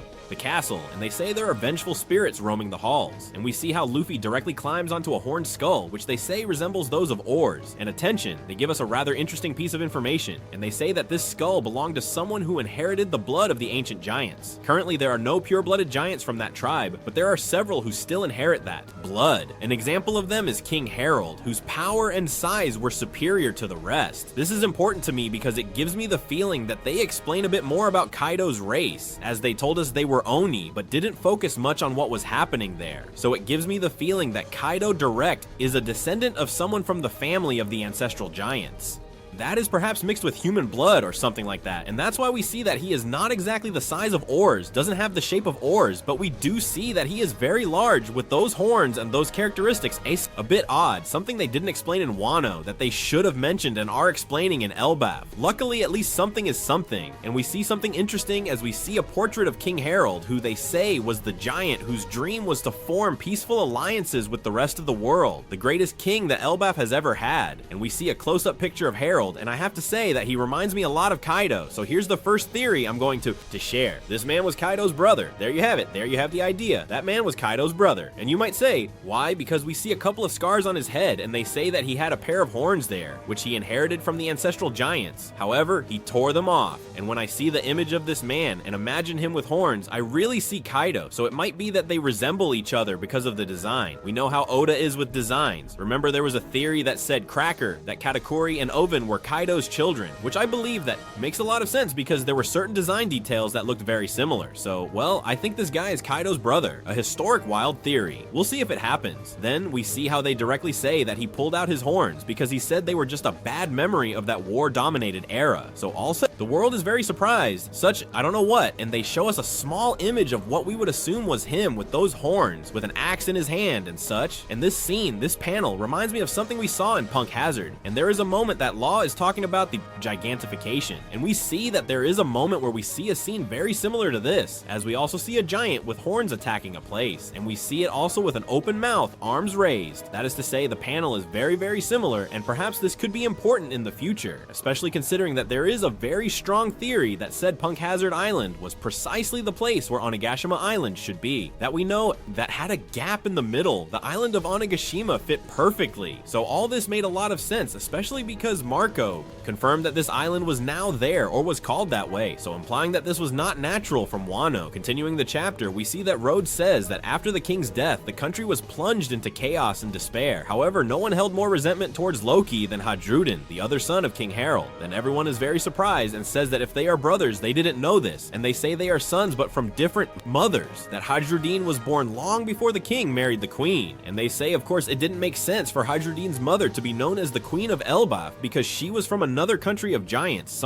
So they imply that there are several tribes and maybe she could be from there. Then Zoro is surprised and says that it doesn't matter if she was a giant after all. And they say yes, she was a giant, but before they judge, he reminds them that humans are always fighting for a piece of land, and they say in any case, they said that having a child with a foreigner only tainted the royal blood of Elbaf. And they say, Nami, they can be very proud and stubborn, just like anyone. And attention, because something is coming that I personally consider as the typical thing that Oda includes to make it important in the future. Something like a foreshadowing. And we see that Rhodes says, not everyone is lucky enough to be born pure like Nami Tasso. So we see that this might be important to me because it specifically refers to Nami, specifically talks about pure blood. And it seems to me that this is the typical thing that later reveals that Nami is the daughter of a celestial dragon and a farmer, or the daughter of a Tenryubito and I don't know who, and that she isn't exactly 100% pure blood, and maybe that's why they threw her into the sea, and that's how Velmer ended up finding her, and so on, which to me could make sense. So, well, I think this is the kind of dialogue that seems random put in just because, and then in the future you see it and say, ah, here, well, you understand why I've been saying this about pure blood. Well, personal opinion. Then Zoro asks him, so why did you join Hadrudin's crew if he's not a pure blood? And we see how they show us a bit of Rhodes' past, which currently has the same past as Kaido, and we directly see how they bullied him a lot because he was a very otaku person and such, something we've already seen. And we see how Hadrudin saw that he was drawing maps, that he was very good, and directly he told him to be friends, to travel with him, and to join the crew. Then Rhodes explains and says, unlike me, he was always very friendly and straightforward. Even though his father was the king, he never lived in the castle, and since his mother was a foreigner, he suffered all kinds of mistreatment. However, he moved forward and also said that one day he would unite all the giant tribes. I have to say that this surprises me a lot, as it seems like a big boost for Hadrudin's character. I mean, when I saw Hadrudin in the Rose, I said, ah, just a giant, that's it. I mean, a giant, okay, he's cool, has a good design, but that's it. And when I saw the Mugiwara fleet, I was like, well, yes, it's 4 nobodies and a giant, not much either. It's that it was a big deal. I mean, I can't imagine those people being a problem for the world government, but if they tell us that one day he said he would unite all the tribes of the giants and also add that he will become the king of the giants, this is very important because I get the feeling that maybe the arc could end with either Loki or with Hairu or with both as the kings of Elbaf. And this obviously would mean having them directly in the Straw Hat Fleet affiliation, giving it a very big boost, which would indeed make it something dangerous. And the character of Heiru, I have to say, I like a lot more now after this. I find it quite interesting. Then Rhodes says he wants to help him fulfill his dream of becoming the king of all giants. And we see that Zoro says, ah, that kind of motivation is something I know well. And Nami laughs. I really like this. I mean, I don't know. Must be quite childish in this sense. But seeing Zoro huffing as if saying, ah, you want to help him be the king of something, huh? I know what you mean by that. And he says it just as he's looking at Luffy, who's shouting, jumping, hey, come on, whatever. I found fainted giants. It makes me... He looks very handsome. I mean, honestly, I find it very handsome, and it's a scene that gives me nostalgia, like good vibes. I really like it. Honestly, I mean, I don't know. I am very much a fan of One Piece. What do? I mean, I can't deny it. That's it. But then we go straight to the lowest level of Elbaf, to the world of Infernalis, and we see how the two Divine Knights were talking to Loki, and we see them saying, now you can understand our difference, right? And we see Loki, who is very mistreated, saying they are capable of doing that because he is imprisoned. We see that Shanks, as I nicknamed him, can no longer be called Shanks because he already has name. Although the name, well, it starts similarly, right? And we see how this character is directly saying that if he were free, the conclusion would be the same. And then they tell him that they are giving him the opportunity to become a... Divinity is an honor that cannot be obtained just by wishing for it, and anyone would want it. But they are mistreating Loki, obviously, as I said, because he is bound. He cannot defend himself and cannot do anything. And we see how they directly explain a bit about Gumko's ability. They explain a bit about the arrows, such and such, and the topic of his power. But we see how they continue attacking him. They ask him again if he wants to join the Holy Knights. He says that no, calls him idiot, keeps hitting him, hitting. Loki keeps bleeding and being obviously completely beaten from all sides. We see the animals that were directly trying to protect Loki and attack Gumko and the Divine Knights, but they are totally pierced by arrows, suffering a lot. Remember that these animals have been tamed by Loki, so they would want to protect him. And we see how they keep shooting arrows directly to the face. And just when an attack is about to hit, he says, Loki, wait, stop. Then Gumko says to him, what will you do? Will you join the Holy Knights? And Loki laughs at her and says, fool, simply to humiliate her, to laugh at her pride. He doesn't care. He laughs at her and ends up screaming in amazing pain because he has just been pierced again by those arrows. And we see the character of Shanks, who is sitting and says, that's enough.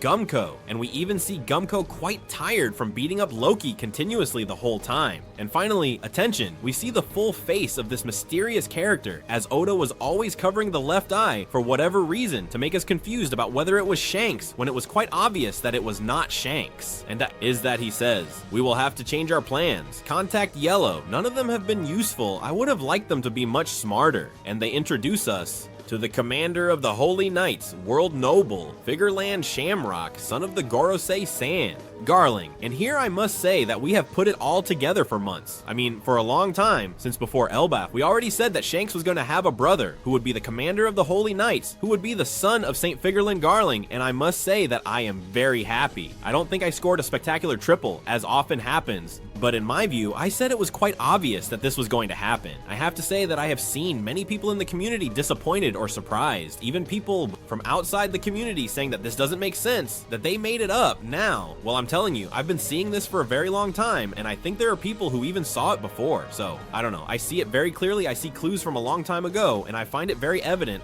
Seems fine. It seems to me that it doesn't make much sense that it took them so long to reveal exactly who this character is, because I think it was very obvious that it wasn't Shanks. But well, I think it's good that they've revealed it now, and the name is Figureland Shamrock. I have been looking for things about Shamrock. There are a couple of interesting things, so well, we'll see if I can share some theory with you, because it seems fine. Shamrock keeps talking and says it will be a matter of faith. Then we see Gumko saying, yes, it couldn't be tamed even if his life was in danger. They show us Gumko again and tell us, attention, that they have the Aro fruit, arrow, human. That's important because some time ago we discussed a theory about how the Divine Knights might be based on the zodiac symbols and the fact that she has the arrow, which could relate to Sagittarius, and Figureland Shamrock could relate to Gemini because he has the twin brother who is Shanks. It would be quite interesting. I would have to analyze this theory again to see if we see any more, but it could be a very good theory. At the time, I said that theory made a lot of sense since we saw in God Valley a holy knight who had the head of a bull representing Taurus. Well, it's quite interesting,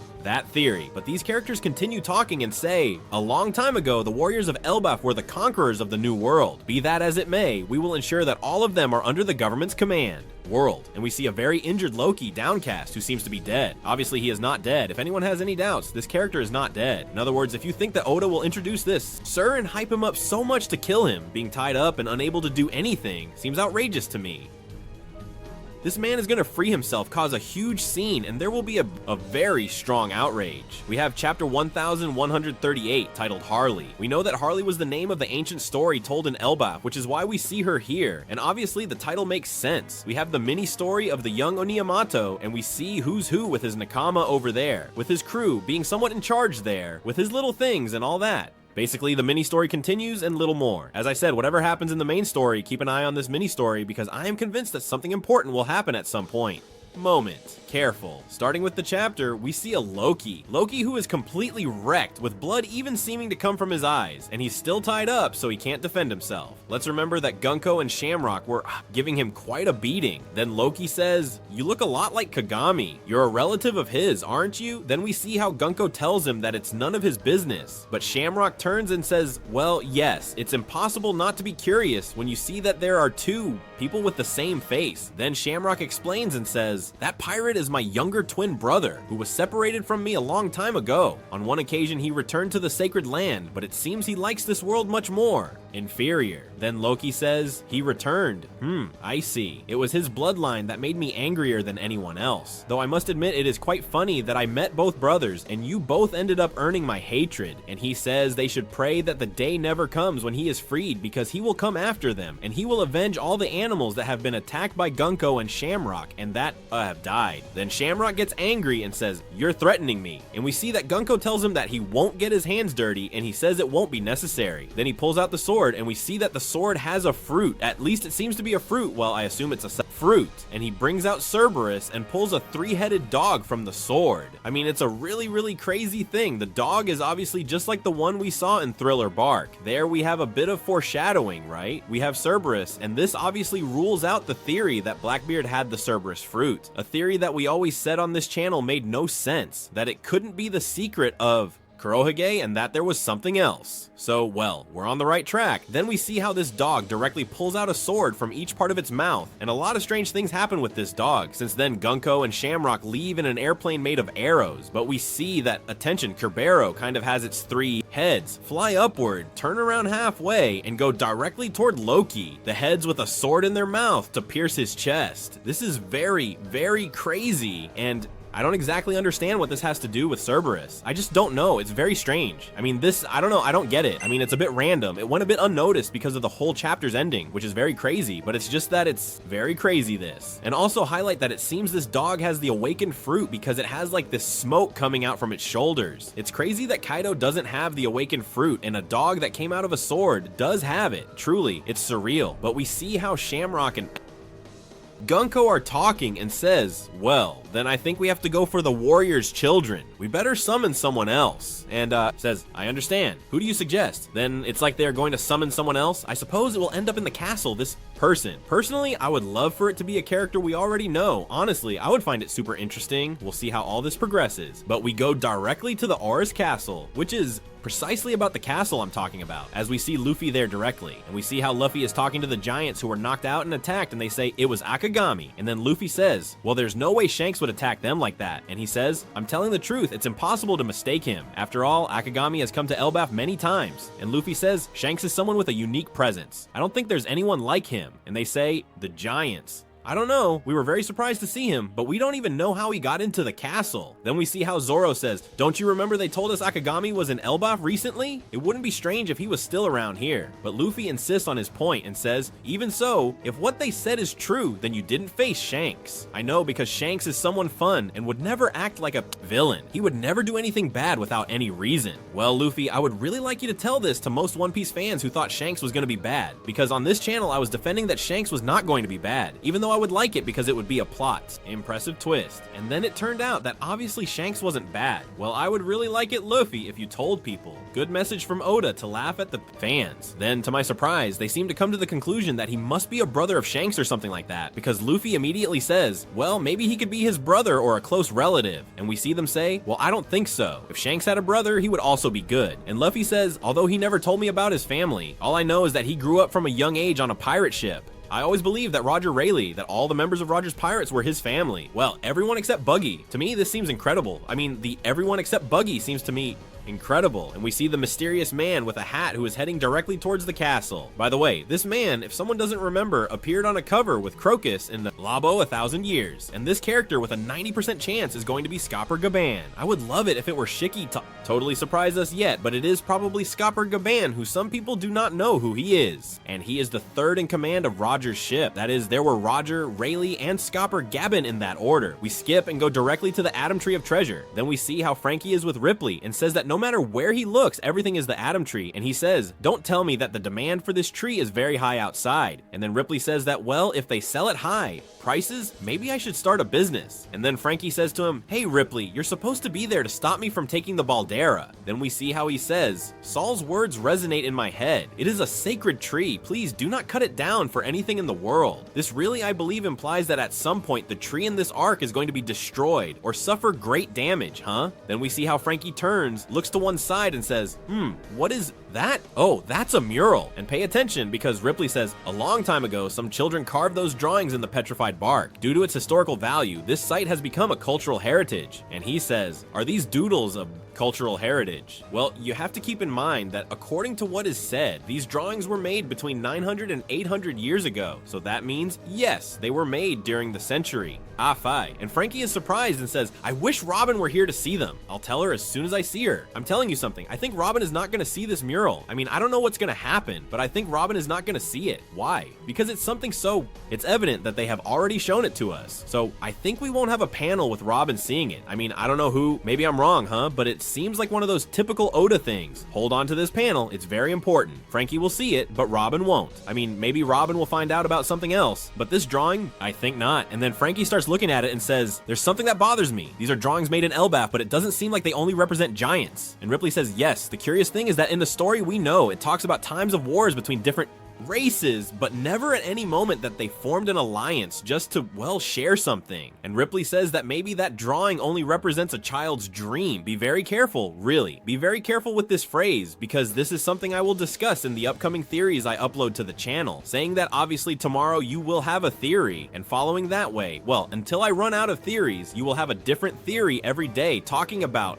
different aspects of everything that happens here with the mural that we will see now and the whole theme, because there is not just one topic to address. There are several. There are many things. So we will have different things on the channel, and one of them will be this dialogue, which is very important. Continuing, we go to the Walrus School, where the children are directly studying. We also go to the Owl Library, and Robin says that this is the Harley religious text. Then we see how Saul directly takes out the book, a book that again has this symbol, about which I have talked to you 1,000 times, and which I even dedicated a video to recently, which, by the way, despite being a stretch, you have told me that. Well, it makes sense. I mean, even though it's a crazy theory, everything I said has some sense to it, given the circumstances, and well, it could happen. I really like the reception to that theory, so if you want to go to watch it, well, you can go see it. And then they say that many of the myths, stories, and legends that were created in Elbaf are based on that text, and that the interpretations it has are vast. This really, be very careful. And it says that it supposes it must start by saying that the warriors of Elbaf believe in the sun god, but despite that same belief, each of them developed a different personality and habits. Interesting, don't you think? Then we see Robin say she wants to read it. She starts reading and says, the text consists of 3 chapters that talk about 3 worlds. It's said that the 3rd world is the current one, so it talks about future situations. What these legends have in common is that when it appears, it does so laughing boisterously, accompanied by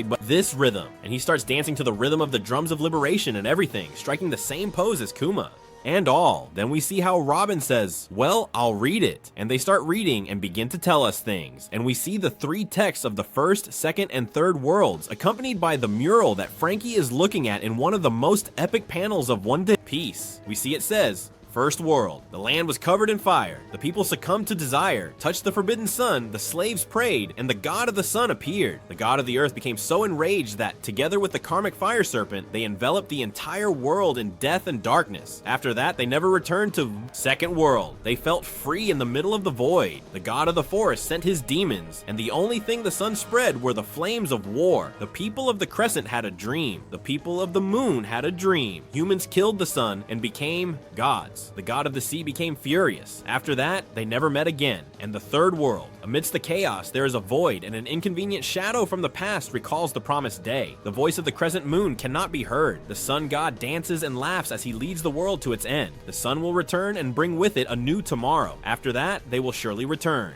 to meet again. And we see this panel that I'm putting up here on the screen, and truly it is Wow, it's crazy. I mean, I'd really like to start discussing theories and everything with you, but I think there's a lot to talk about because there are many elements here that don't fit chronologically with things said in the work. There are things I don't exactly understand what they mean. There are things I don't understand why they changed the names in reference to what we already know. Pay close attention to all this, really. Pay close attention to all this because there are many things to discuss, a lot. And I'm honestly happy. What I can tell you is that I'm convinced this panel, this mural, hides more than we see. I mean, I think the fact that Frankie is in the center is not by chance. It's probably hiding something important. If you look behind the text we see, there seem to be things. There is probably something interesting there. So as I say, there are many things to discuss, many theories to create, and wow, I am very happy with this chapter. Saying that next week there is a chapter, I doubt they will keep talking about this, and I really doubt they will keep commenting on these things, but well, we can have a little faith. I will keep posting theories until the next chapter is out. Even after the chapter, depending on what is discussed, I will keep commenting on things, because as I say, there is not just one thing to comment on. There are 3 texts, there's this panel with drawings, there are things that don't add up, there are things said before, points in the story need to be analyzed, things we've already seen and can relate to. The good thing about this panel is that it doesn't have just one interpretation, but several. So I'm really eager to keep talking about it. Chapter number 25 chapters of this mini story, and still nothing has happened, but I still have faith. Something will happen. Trust, people, please. And we have Who's Who seems like he's gonna kill 2 people, and these 2 people are obviously Ulti and Page 1. Yamato will probably appear and fight a bit with him and so on, and they'll trick us a bit. And in a couple of chapters, things will start to get intense. Come on, I believe, it's my prediction. But let's go now to what interests us, and that is, we dive right into the chapter continuing exactly where we left off in the previous chapter, number 1138, not from the mural part, but from the part of the Castle Oris. And we see that they say they have been searching for the key for a long time, but it's very difficult to find it before it gets dark, since that place is obviously huge. Then we see that Rhodes says the guards didn't know anything, and that if they ask, well, probably the only ones who might know something were the other elders and Urul-sama. So they say, well, then we would have to ask him to see if he tells us something. And he says, well, it is impossible for him to give you information about Loki, because that is a big crime. Obviously, I mean, after what Loki is supposed to have caused, I understand they wouldn't want to release him so easily. But anyway, then Zoro says to relax, that he still doesn't know if he will release him or not, and Luffy says he's very strict. Then Nami says, hey, you have to see this. And we see that she takes us directly to a room with a throne, which is obviously the throne of the former king of Elbaf, and that it is completely destroyed, and it is really shattered. And there are things in this scene that can be noted, but I will analyze them later because we have a better shot of the panel. And it's that we see they say there has been a great battle there, that this ceiling is falling, that it's the king's throne, and they say, what is that mark? And we see an exaggeratedly large mark in the center of the hall, in the center of the throne, and we see it as a mark with a circle that they tell us is a kind of magic circle, which, well, that can be found in books, and that it's said in some countries this is done as a ritual to summon demons. If you remember this, when Kuma sent Brook flying directly and everything after Sabaody, there were people trying to summon Brook in one of these. I mean, we see that this is something I've been saying for a long time, but Oda has been giving us hints that all this is gonna have a magic theme or a religious theme in One Piece. And I like that now he focuses on it and tells us a little more about how this is done in some countries too. So everyone is a little stunned and they say, is that possible? I don't know, such? And they say, well, it's a bit terrifying. And Luffy says, I don't know about you, but I feel like I've seen a circle like this recently. And this is curious because if we notice, Luffy is one of the people who could see those summoning circles. On the other hand, Nami and Zoro didn't, because when they were in Egghead, Zoro was fighting with Lucci, so he didn't see the circles of summoning, and Nami was directly at the top of Bofaz, so she didn't see them either, since everything happened at the lower part. So of the 3, Luffy is the only one who saw it, and since Luffy is kinda silly, he says it sounds familiar, but he doesn't remember much. If it had been Sanji, he would probably say, oh, indeed, this circle resembles those of the Gorosei. Then we hear a voice saying, Mugiwara Luffy. So everyone says, eh? Who is it? Is it a demon? And everyone gets a bit scared and they say, is it one of those vengeful spirits that come around here, or what's going on? Then we see how they say, I've wanted to meet you for a long time. And everyone says, okay, calm down, calm down. Who are you? Show yourself. Are you a demon? Let's run. I don't know what to do. And Luffy says, hey, wait. There's no need to run. Then, an axe is thrown, it sticks into the wall, almost hitting Road and Luffy. We see that Nami also falls directly, Zoro grabs her, Luffy starts looking forward and says, huh? There's someone sitting, I'll kill you. And the other person looks directly at Luffy, and we see Road say, it was you, Mr. Ga, what are you doing in this place? and they show us the introduction card. Resident of Elbaf, human, former pirate. Gaban, who obviously, if anyone has any doubt, is indeed Scapper Gaban's brother, a character who appeared in Roger's crew. In other words, what was the left hand of Roger's crew? There were Rayleigh, Roger, and this sir, so be careful, because they also talk a bit more directly about Scapper Gaban, but the introduction of the brother is something I didn't expect, and I really like it, to be honest. We see how Gaban says he came because he felt there was a strange hockey inside the castle, but well, that when he arrived, it had already disappeared. But anyway, he found them and says, I have been aware of all the rumors about you. Mugiwara Luffy, I heard you defeated Kaido. It's been a long time since I was last in the land of Wano. Then Luffy says, Ga? Who? And he says, well, here in Elbaf, he is known as Gaban. You visited the school, right? So I suppose you met teacher Ripley. He is her husband. And they say, so you are the father of the mini giant. And then we see how Gaban says, mini giant? Well, it's an apt description. And he says that, well, despite being his son, he also inherited the blood of the giants, which is why he is a giant. And he says that he is now 20 years old. It is to say, this character column is older than Luffy. I mean, we're already out of our minds. And Ripley is 80 years old. Grandma, come to me. Grandma, come to me, for heaven's sake. By the way, you must be wondering how did Gaban have a child with Ripley if he is actually small and the other is giant and would have to have? We see Gaban continuing to speak and saying, as you see, marrying a giant is not suitable for someone like me. After all, I am the only one who ages. And we see Nami saying, well, true, in any case, I am surprised to meet someone as you. Then we see how this character jumps directly from the top and says, there is nothing more free than love. Throughout history, there has been a great mixing of races. And pay attention to all this, because, says, Buccaneer, race we know, Dosen Dada, which I don't know what it is. Arms, legs, long necks. Wotan? It was like a mix of fishmen and giants or something like that. In fact, in Foxy's crew, there was supposed to be a character who was a mix of these or something like that. So, well, the only thing we don't know what it is Dosen Dada, which I've already seen people saying, no, Dosen Dada is the D-clan. Well, let's see. Well, let's slow down a bit. I mean, we're going too fast. So we see how this character says that it's becoming less common to find pure ethnicities and such and such and such. Then Zoro tells him he's an expert on the subject and asks who the heck he is. Then this character says, I'm just a simple preacher of love. And Luffy says, it's like seeing an old Sanji. The truth is that's quite a good point. Then we see that Luffy says to him, hey, we're looking for the key to Loki's chains. Do you know where it is? And he says, well, don't ask those things. It's impossible for me to know. And Luffy says, that's a lie. I mean, forget it.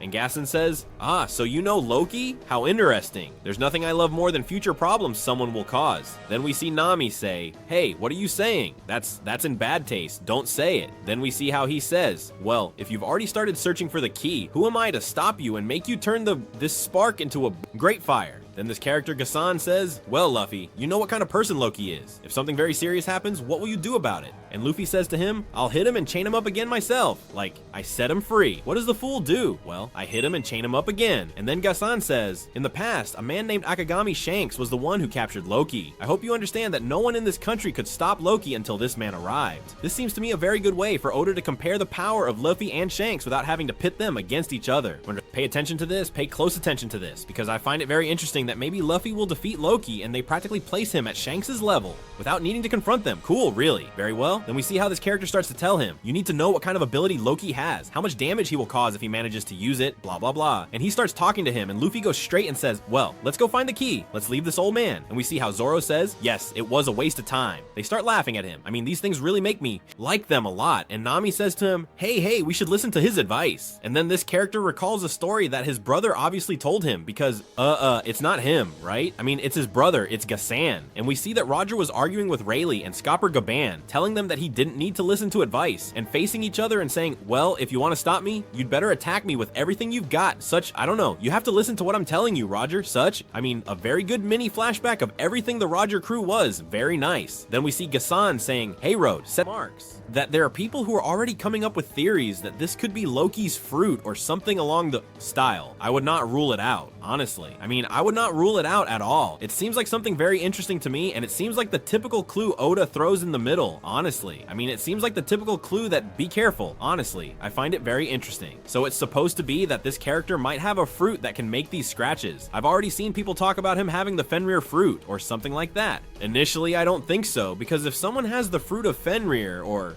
it is probably Figureland Garland, due to things we already discussed a while ago regarding the theories and how it all fit together. And something important with this is that it I suppose, if I'm not mistaken, wolves do not have 3 claws, they have 4, so having 3 and not 4 is strange. So while I have seen people comment that maybe he could have the lizard fruit or something like that because of the style, I would love that, honestly. And then we jump to another part where the rest of the Straw Hats are, and we see that they start telling us stories about Roger and his crew, and they tell us that there were 2 people in his crew who were very, very strong, and Usopp says, really, was there a person who was also at Rayleigh's level? And says, that's right, once Captain Roger and that man visited the mountains in order to find a hospital to see if they could find some cure for his illness. But when they arrived, they saw that the hospital was surrounded by enemy pirates. But that didn't matter, because that man with just his 2 axes defeated hundreds of pirates. And he says, with just 2 axes? And they say yes. But do you know what's more incredible about that? That in the end, according to the story, not a single tree was left, and even the top of the mountain had been cut off. Brutal, brutal, brutal. I mean, this really shows Gaban's power, and I like it a lot. Then we go back directly to Oro's castle and see them say, ah, a secret room behind the throne. Then we see them move the throne, go down the stairs, and reach a room with a bunch of chests. But they are all empty. Be careful with these empty chests. Careful with the treasures, the empty chests, and all this. It's just that, really, I mean, be careful with these empty chests. Because, well, if someone understands me, fine. If someone understands me, fine. Then Nami says, well, but if they are empty, liar. And well, Scapper Gaban says to her, well, you can't deny that everything suggests there was a treasure room. Don't hate me. This is an abandoned castle. It's normal for any thief to be tempted to explore. But in the middle, we see a key stuck in a pedestal. And we see, as he says, the liberation of Loki is something that not even the most vile villains wish to happen. So do you think you can take that key? Then we continue the story of the previous giant, and it tells us that that man is here, that he has been living in Elbaf for 20 years. The legendary figure on par with Roger and Rayleigh. The left hand of the Pirate King is Scapper Gaban, and we see how this character, Gazan, not Gaban, Gazan, had taken off his hat, had taken off the cape, grabbed the key, and says, I'm challenging you to take it from me. This key. And then they directly confirm to us that Gazan is there, who is the one with the key, and that we will also see Scapper Gaban later on. I really like it. I think it's a very good chapter and something very interesting. Story of Yamato, and we see that this continues, and we see the pilgrimage to the Temple of Yamato, volume 26, and we see who's who has ulti placed on a target while knives are being thrown at her to try to play with her, trying to hit or miss her. I don't know, they haven't hit her once. Honestly, this mini story is getting quite long, and so far nothing is happening. But people, I still have faith that something is going to happen. Have confidence in this mini story. We start the chapter and continue right where we left off in 1139, and it's that Scapper Gaban had told Luffy to take the key if he wanted it. And by the way, there are people who, when they saw the review of the last chapter where I jokingly said he was Scapper Gaban's brother, thought I said it seriously. Honestly, I really don't know the level of these people. Honestly, a little sad. Luffy tells him why he has to take away the key, just give it to him. And then we see Rhodes saying, what does he think he's doing, Mr. Gate? And we see Scapper Gaban laughing and saying, hey, what's up? Can't you take it from me? He provokes Luffy, and Luffy says, hey, you'll see. And we see Zoro remembering some words that Colin told him. And he said, my father was a pirate. He could even defeat the warriors of Elbaf, so he already knows he's going to be powerful.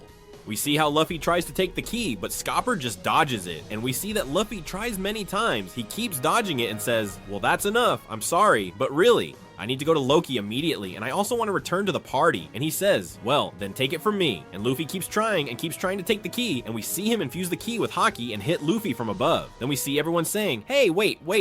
And he says, well, this has to be a joke, right, Luffy? That's what he says. Nami, and Luffy stands up and says to Scapper Gaban, by the way, nice hat. It suits you better than that helmet, don't you think? And Luffy says, sure, it's a treasure that Shanks entrusted to me. Now give me the key. And he says, did he entrust it to you? I thought it had been a gift. That Shanks is inconsiderate. And we see how he keeps dodging Luffy all the time. Then we see Luffy saying, idiot, don't twist my words, and don't say those kinds of things about Shanks without even knowing him. Then we see how he sticks the key in Luffy's head, and it leaves a pretty funny shape. And we see Scapper saying, so you're one of those brats who don't know when to shut up. So, well, that he directly silences him with the key. He smashes him to the ground with the key, and we see that he pulls out the 2 axes he has and uses a technique called Jasho Takeru. And then we see him make several chops in the air with his axes, and Zoro shouts to dodge and jumps directly to block the attacks with his swords, since this probably would have caused significant damage to Luffy. Not for nothing, we are talking about an attack from Scapper. Gaban obviously is dangerous. And then we see Scapper Gaban say, well, his crew has good members. Then we see Luffy transform into Gear 5th and they say, let's go Zoro. And they go 2 against 1 against him. Then Scapper Gaban says, so his white form was true. I like the white form thing because it suggests that there's something curious behind it, right? I mean, beyond the Nika thing, maybe. I don't know. I feel like watching it to see what happens, and it's quite interesting to me. Then we see how the part of the castle they've cut falls directly from Elbaf to the very bottom part. I don't know if this will have any implications in the future or not, but well, we will see in the future what happens. And then we see Luffy and Zoro launch directly at Scapper Gaban, and just when they are about to attack, he drops the axes and says, I give up. Then they kind of pass by him and say, huh? What kind of joke is this? And he says, well, relax. I was just playing with you. And says, what do you mean? Playing? But you just tried to murder me a moment ago. You're alive, aren't you? So it doesn't matter what Scapper Gaban says. Besides, the key you're looking for is next to you. And we see how, indeed, Luffy has it next to him. And Road says, wait a moment. Everyone listen. This man really is. And then Scapper tells him to be quiet and says, don't say another word, Road. And we see how he puts on the hat, starts to leave, and says, if when you decide to leave Elbaf it is still the peaceful place it has always been, then please come find me. And we see, as if he's leaving. Then Luffy and Zoro get angry and say, and why would we want to? Let's see it again. Exactly. Now lose like an idiot and thanks for showing us where that key was, but don't think I'll look for you. And then we see how Scooper remembers Shanks and he said, hey Shanks, do you really think that trusting that kid just like that? And we see that Shanks said, haha, of course not. I know well he'll do something that will make you look satisfied. And then we directly move outside the castle and see how, and that this thing ends. I don't know exactly what will happen with Scooper Gaban. Maybe he'll help us with something that's coming, especially at the end of the chapter, but I think interesting. Then we see how they are in the walrus school that was shown in previous chapters, and we see how the students start looking at the sky and they say, hey, there's something up there, right? And he says, yes, it's like a bird. It's a bird such. And he says, well, it's something strange. They say, yes, but it's a strange bird. So we see how they start looking up, but the teacher looks and doesn't seem to see anything. And this is because it has already passed by. Then we go to the solar world where we see the bird that was directly the arrows made by Kunko or Junko, or like this girl is called, and we see how they say, there's a school over there. We couldn't find a more perfect place. I'll do the invocation. Then, with the hand, she makes a circle, marks that usual symbol on the ground, a lightning strikes, and 2 other people emerge. And one of them says, ah, I understand. Yes, I have no problem with going. Where did I have to go this time? Is this an abyss? Then we see how they introduce us to 2 new characters from the Divine Knights, and one, it's called Saint Summers, and another is called Saint Quillingham, like the Real Madrid player, Bellingham. Then Summers says, I'm not worried, although first I need to tidy up before going. I will need 1 hour to get ready. Meanwhile, could you tell me what happened? If it's about the theft of the provisions, of course we won't let them. The gods are starving. And then we see how the other person, the one on the left, says, this is bad, terribly bad. I am late. I will be late. I was half asleep, but I remember that I was entrusted with a mission. And they already present to us directly those names and tell us that they are members of different families. And they tell us that they are members of different families. And it's curious because the design of one of them is like a kind of dragon with a dome on his head, and the other is an old man, an elderly gentleman there with his tattoos and his things. And well, he's wearing like underwear with hearts. I mean, the designs are very Oda-like. I like it. Then we see how Summers says, what? A partner? Gunko, what are you doing in my house? What? Shamrock? Then we see how they realize and say, hey, we are an Elba. I mean, they are like super clueless. I like that they are so human as well, because when Gunko and Shamrock were introduced to us, they were like very high up characters and just like very, very celestial, right? So to speak, and these are more humanized, so to speak. I really like that part. In fact, it amuses me to see Gunko turn red seeing the other one in underwear. It's funny, it's amusing. Then we see them start talking to each other and they say, it was necessary to summon even the sofa from my room. How intense. And indeed, they've summoned even the sofa just for the presentation. The presentation is important. Then we see him dressing there in the middle, and Gunko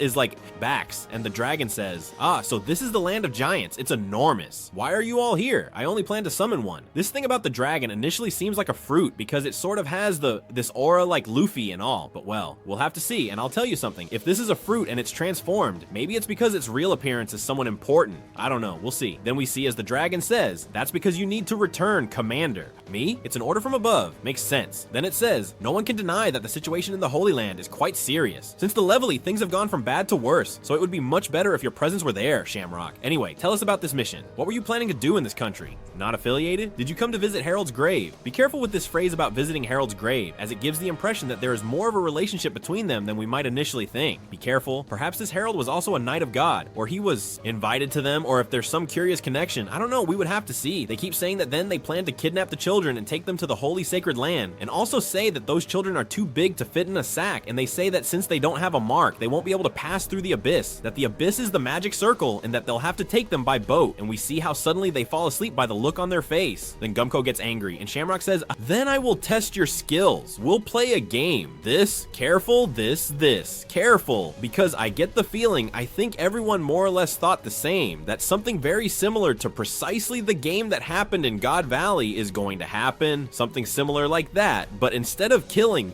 children, perhaps it's to lock them up or put them to sleep or make them faint or something like that. It could be interesting. I mean, maybe it could be a very similar game. The fact that each one, the one who gathers the most children or something like that to take them to the Holy Land, will be the winner of the game or something like that, or maybe the one who kills more giants. I don't know. It could be quite interesting. I think it would be something fun. And I like that these two have come because now there are 4, and surely they will do the typical thing that Oda does in each arc, which is to divide the buggies, as he has already done, but this time to split them up to face a single enemy, which would make sense. And maybe it would be a group with Nami, Zoro, and Luffy against one, then maybe it would be another group against one of the 2 who have arrived, another against Gunko and all that. I think it would be quite logical, quite interesting, and maybe even Scapper Gaban could help us, or we might see him face one alone. It could be interesting, I don't know. We would have to analyze it. Still, as I said, this chapter that seems to have been a bit of a transition, I personally like it. Why? Because it marks the beginning of Elbaf. Definitive, meaning now Elbaf really starts, because everything we had seen so far was simply the introduction to the arc, the mural, and everything, which obviously is crazy, but hadn't started developing yet. The action within the arc, the strong enemy hadn't emerged yet, and all that had to happen. No. Now it does seem like things are going to start happening, and I'm very curious to see what happens when Luffy and the others go down to get Loki, if they free him, if not, what happens with this, what state Loki is in. I would like to see it, really. I'm very curious, and it seems certainly interesting. So I'm eager to see how this arc progresses. I'm really hyped. I've been telling you since before it started, Elbaf was going to be really good, and now, after this, it looks very interesting. If you have any theories about the chapter, you know you can leave them in the comments because I'll read them. Also, leave me in the comments everything you think about the chapter.